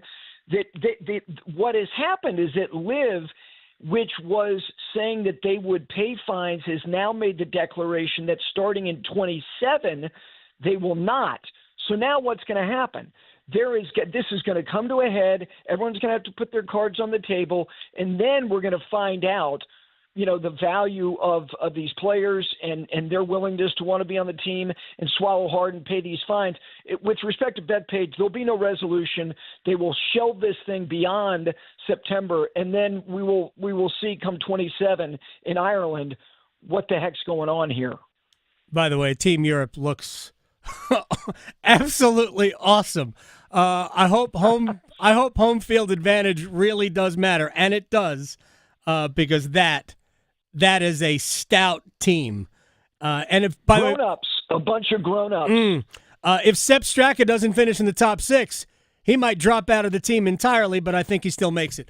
Gary Williams, at Gary Williams 1UP on Twitter. Thank you so much, sir. Talk to you soon. Always, my friend. What a pleasure. Thank you. You got it. Gary Williams here on the Adam Gold Show. It's the best event in golf. It's not even close. It's one of the best events in sports. Yeah. It absolutely is captivating, and I start thinking about it when it ends. So Sunday night, the 20-something of September. Yeah. When they're done, I start thinking about the next one. Yeah. And I learned Gary's from the 336 too. Oh, yeah. I had no idea. Oh, he's a North Carolina guy. We were talking about it. Absolutely. And then the show came back, and I was like, sorry, it's interrupting our time. We'll have to catch up later. You guys just, have your little chat, and I'll set up the rest of the show. And whenever Gary's ready, exactly, we'll do it. All right, when we come back, in the Rewind, Eric Tulski on Jackson Blake, and more next. Questioning goalie interference calls since day one. The Adam Gold Show on the North Carolina Sports Network. It's the first day looks great, and she found a new best friend.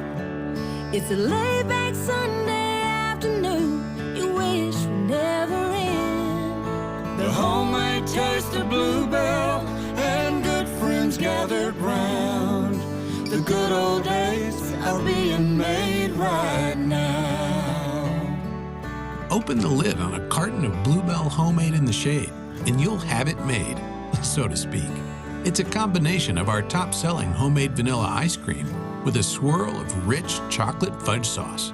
Enjoy an instant classic. The good old days are being made right now. The good old days are being made right now. Look for Bluebell ice cream at your local grocer and pick up your favorite flavor today. Voted best zoo in the nation, North Carolina Zoo and Botanical Gardens is centrally located in the heart of North Carolina. Bring your family to Asheboro for an affordable day trip or weekend excursion to connect with nature and make cherished memories. Discover towering giraffes, pouncing sandcats, and diving seabirds at the world's largest natural habitat zoo. Roam with rhinos on Zoofari or flutter by the exotic butterfly garden during your next visit. Explore more possibilities at nczoo.org.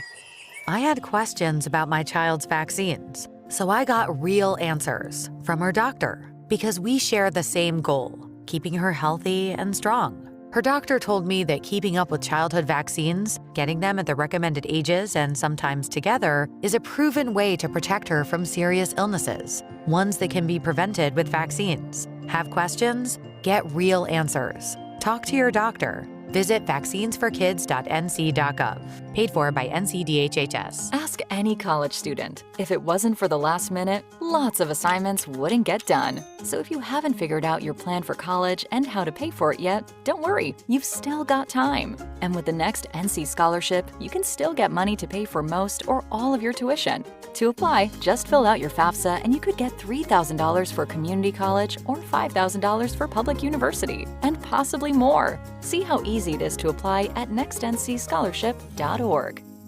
Healthcare? Why?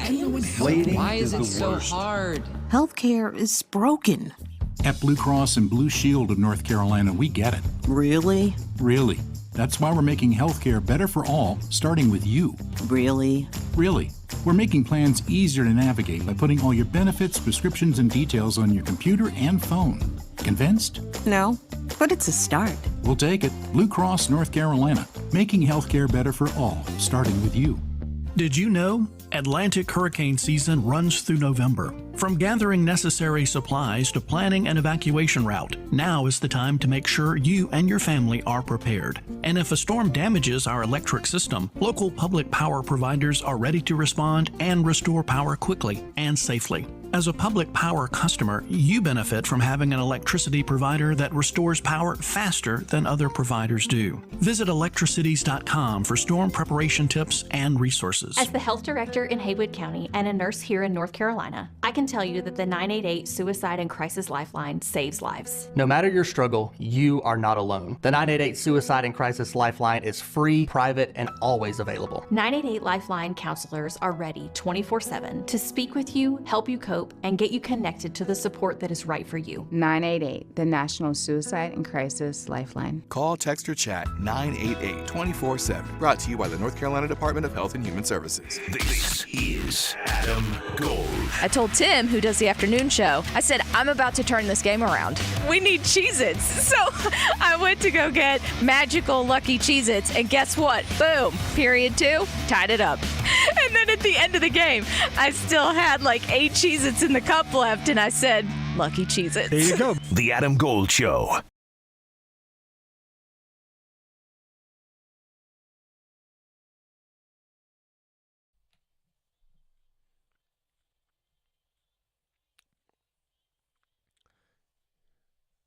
It's the Adam Gold Show. I am Adam Gold.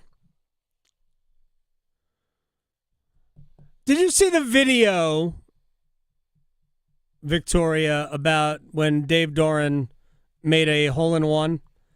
Oh, Did you see the video? I did not see that. So I wasn't sure. We had just talked. We talked to Dave on Thursday, Mm-hmm. right? So my guess is that it was over the weekend. Right. I mean, I really have no idea when it was. But he was apparently playing golf with two of his kids, and they were out in Missouri. Mm-hmm. Now, wherever they were playing, it was one of the coolest looking places I've ever seen because there was it looked like caves behind the green. Oh. And it was some sort of a rock formation. I have no idea if it was man-made. Probably was. I don't care. Where, like, he was so excited, he did, like, when he found the ball in the cup, they did a lap around, like, through the caves and back into the green. It was great. Anyway, we have sound from today, Dave Doeren, talking about that hole-in-one. I guess, like, this is the first time I saw it on social media, but I thought it was hysterical. It was at a place called Cliffhangers Golf Course in Missouri. You know, to do that with my two of my three sons with me was pretty special, and good karma. You know, when I looked in the hole, I saw the logo of the wolf looking back at me, and it just made me laugh. You know, and that's good karma, and it was awesome. You know, beautiful place too. But the best part of it was to celebrate it with Connor and Luke. Was that your first one? It was, yeah. Which course? Which time? 60-degree short hole downhill. It's in Missouri. My son's got a job in Arkansas, so we met in Missouri, and I played. There's this big golf resort down there. There you go. So essentially a lob wedge, downhill par 3. I have a recurring nightmare that, because I have never had a hole-in-one, that my hole-in-one is on a re-tee after hitting a ball in the water or something, and it's really just a par. That is I have a recurring nightmare about that. Yeah. Real quick, I had mentioned before that we took a little golf junket this weekend. We were in Myrtle Beach, played 2 courses down there. The second day, we were at a place called Long Bay, which is a very good golf course. So this is true, and I'm curious, has anybody ever experienced what I'm about to do? I promise you, nobody has experienced this. So my kids go to the driving range. I don't do that. I'm an old person. I only have so many golf swings in me. I just go to the putting green, and I'm putting around, blah, blah, blah. Oh, I see. You don't want to spend it up. Yeah, I really only have so many. Yeah. And I'm bad, so I'll need to have extras for 18 holes. So I turn around, and my cart's not there at the putting green. And I thought, oh, well, my older son, probably who they didn't go to the driving range together, he probably just grabbed my cart and went down there. They come back in Jack's cart, and I'm like, okay, where's my cart? Yeah. So clubs, phone, wallet. All of it. 2 bottles, big bottles of water because it was 1 billion degrees. Mm-hmm. Golf gloves, golf ball, everything in my cart. Oh. I go over to the Ranger. My cart's missing. Somebody took it. What? Somebody took it. Yeah. I'm like, I don't know. I don't know what to tell you. Somebody's got my cart. It was right there, and now it's not. So, these are all in Myrtle Beach. There's a lot of guys retired who work at golf courses so they can play for free, which I will probably do at some point. Yeah. And the guy says, well, that's never happened before. I'm like, I can believe it. That really doesn't matter. Because that's this case. It's happened now. Yeah. So he and another Ranger, they mobilize. One guy's driving around looking, for at people. Mm-hmm. The other guy drives back. Well, we found your bag, but it's on the bag stand. So here's what happened. Oh, no. No joke. Somebody who was about to tee off who didn't have a cart took my cart, drove back to the clubhouse where all the other carts are, took my bag off of that cart. What? And then put his bag on it and then left with all of the other stuff in the cart. Wow. that belonged to me, not him. Wow. 100% true story. It took 40 minutes to get all my stuff back. Wow. 40 minutes. Meanwhile, I am not in a great mood. And it's 90 already. Ooh. It was like 8:30 in the morning. That never helps. Yeah. I want to know, should I have gone out, found that guy, and beat him with a hybrid? Should I have done that? All right. Or sprayed warm water on him. I just... Wow. And every single person who worked at the golf course was like, well, that's never happened before. Yeah. Apparently. I can't imagine it would. Hot temperatures allow people to go crazy. What is the brain? You drove back. Just get another cart. Lack thereof. Leave my cart there. We'll figure it out. Right. Take another cart. Wow. What is that? People, man. People. I could not believe what happened. Yeah. I literally couldn't. It delayed us by 40 minutes, which probably didn't matter. It certainly didn't put me in a great frame of mind to play, and I'm not good. No. So, did that matter? Nah, probably not. I would have stunk anyway. So that's when you look for the beer cart. Where's the beer? It was too early. It was too like you couldn't buy alcohol until 10. Oh, okay. Oh, yeah, it's rough. I generally don't drink when I play anyway. Yeah. But yeah, you needed to that day. But what I mean, that is just bizarre. Weird. And I thought about tweeting it out, but that would be like a 14 tweet thread. True. Yeah. And nobody wants you can't to just say that. Nobody wants to read through that. A thread. It was maddening. Wow. Yeah. Special. Yeah. The staff wasn't really all that helpful. That's not like it doesn't matter to me that this has not happened before. It's it really doesn't. Right now. It has just happened. Yeah. Like frankly, they should have pulled that guy off the golf course. You would Boom. think. You gotta go. Yeah, you like to Gotta steal go. golf carts. Gotta go. This guy's taking your greens fee. He's going rogue. Anyway, whatever. All right, let's get into a rewind.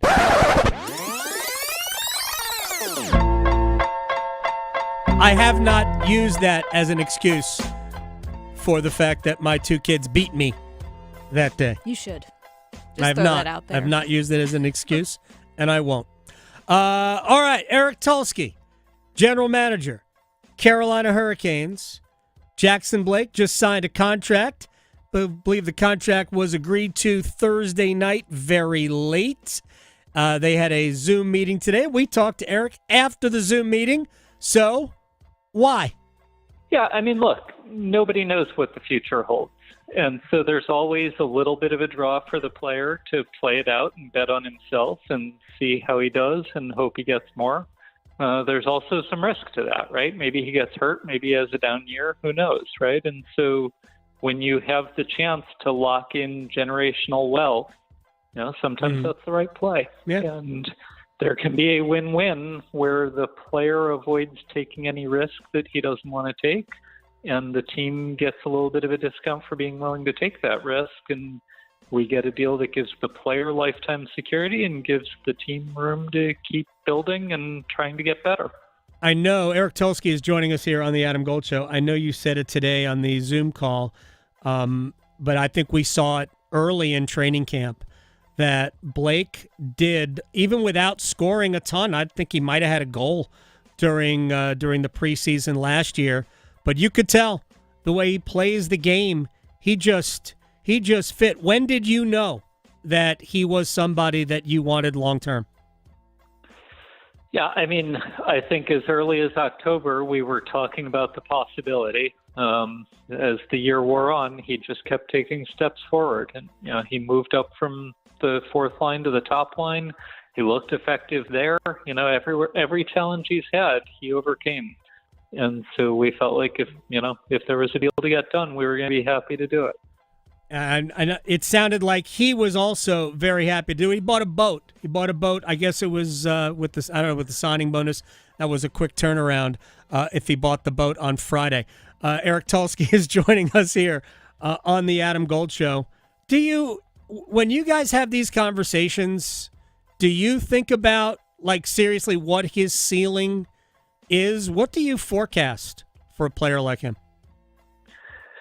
Yeah, I mean, it's really hard to set a ceiling for Jackson because every step of the way he's exceeded expectations.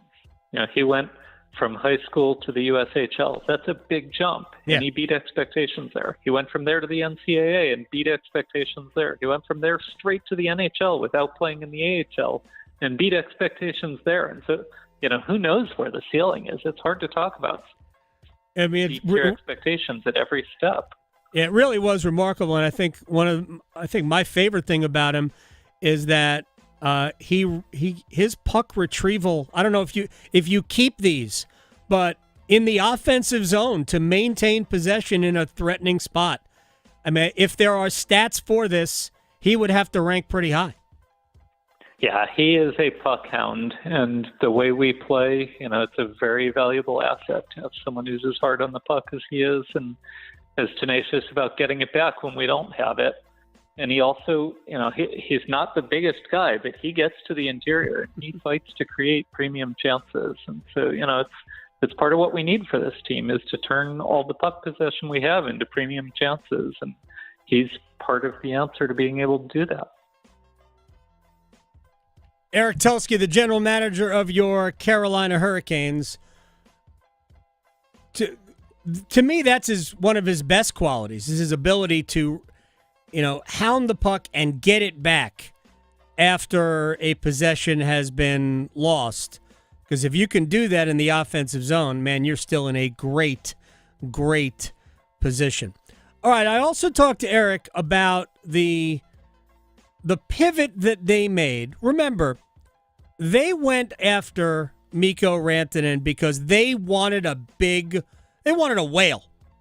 They wanted a big-time finisher. They got it. Everybody was surprised, myself included. Not that they went after something like this, but that a player like Rantanen was about to change teams. So they went for it. It would have been very easy to say to Mikko, all right, it ain't going to happen long-term, but why don't you stay here for the rest of the season, and let's see if we can't go win a Stanley Cup. But they decided that they would be better served moving Rantanen, getting future assets as well, and also picking up a really good player in Logan Stankoven. And I asked Eric Tulski how much they focused on getting Logan in that deal.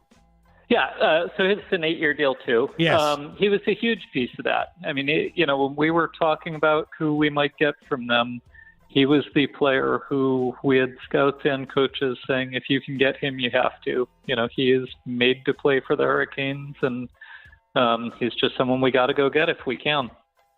So let me just ask you the difference in these two cases, because Blake's contract has some deferred money.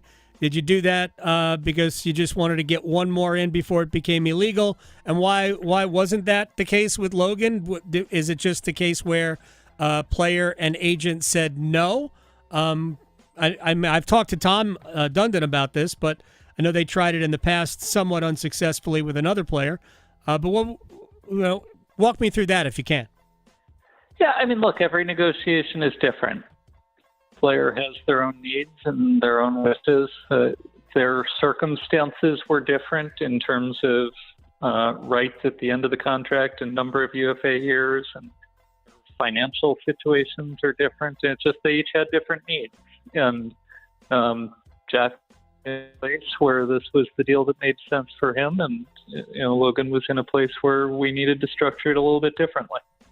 Eric Tulski is joining us here on the Adam Gold Show. Before we get to Keandre Miller and Nick Ehlers, I truly believe, and I said this many, many times, that you deserved a ton of credit for the big swing in January, and then even more credit for saying, all right, it's not going to work. How do we pivot and still make this team better in the long run, and you did that. The only thing I would say is that unless all of this was cover for acquiring Taylor Hall. So I don't think it was the last, but it was but that whole sequence was really, really impressive to me. Yeah, I mean, look, a core philosophy for this team, we want to be aggressive, and that's how we play on the ice, and that's how we manage off the ice too. And our goal is every time there's a chance to get better, we want to take that shot. And you have to be aware of the downside in everything you do, but not be afraid of it. And we just believe if we take our shots and take our risks, some percentage of them won't pan out, but we'll still come out ahead in the long run by being willing to be aggressive. And so we did that on the first deal. And, if we had been able to sign Mikko, that would have been fantastic for us. It also put us in a spot where, like I said, we need to be aware of the downside and what if it goes wrong. And we knew we were doing it early enough that we had a chance to evaluate it and potentially pivot out of it if we needed to. And we did that, and we felt like we got a good deal in the end that left us in a good place. And we're very happy with where we are and what our future looks like. Just to kind of piggyback on that, just if you go back to that time where the overwhelming way that it was talked about, Carolina trading for Mikko Rantanen, was that Carolina was really going for it this year. And even the trade for Jake Guentzel the previous year, the intent was to sign him. The intent was not to let Jake Guentzel walk. I'm not going to relitigate what happened. The Hurricanes don't do we're going for it now. They don't do that. They think about it as, all right, anybody we acquire, we think will be here for the long term. Now, with very minor additions, that is obviously not the case. But when you're going after a Guentzel or a Rantanen, the thought process is, yeah, we're going to try and keep him here. Which is in many ways why Carolina doesn't do trade deadline. And if they do, okay, Guentzel and Rantanen, we all know what happened there. But when they acquired, say, a Brady Shea and a Vincent Trocheck those years ago, same year, within days of each other, those deals were, yeah, he's part of our team for X amount of years. Brady Shea became a core member of this team. So they look at it as hockey deals. Their full intent was not necessarily to go for it this year, but their full intent was to make Mikko part of the team going forward. And I think that's why when they realized it wasn't going to happen, that's why they decided, we're just going to trade him. Because they're looking for somebody who was going to be part of it. As it turns out, Logan Stankoven will. Victoria, thank you. Bye. Making more sports sense than social media trolls. The Adam Gold Show on the North Carolina Sports Network.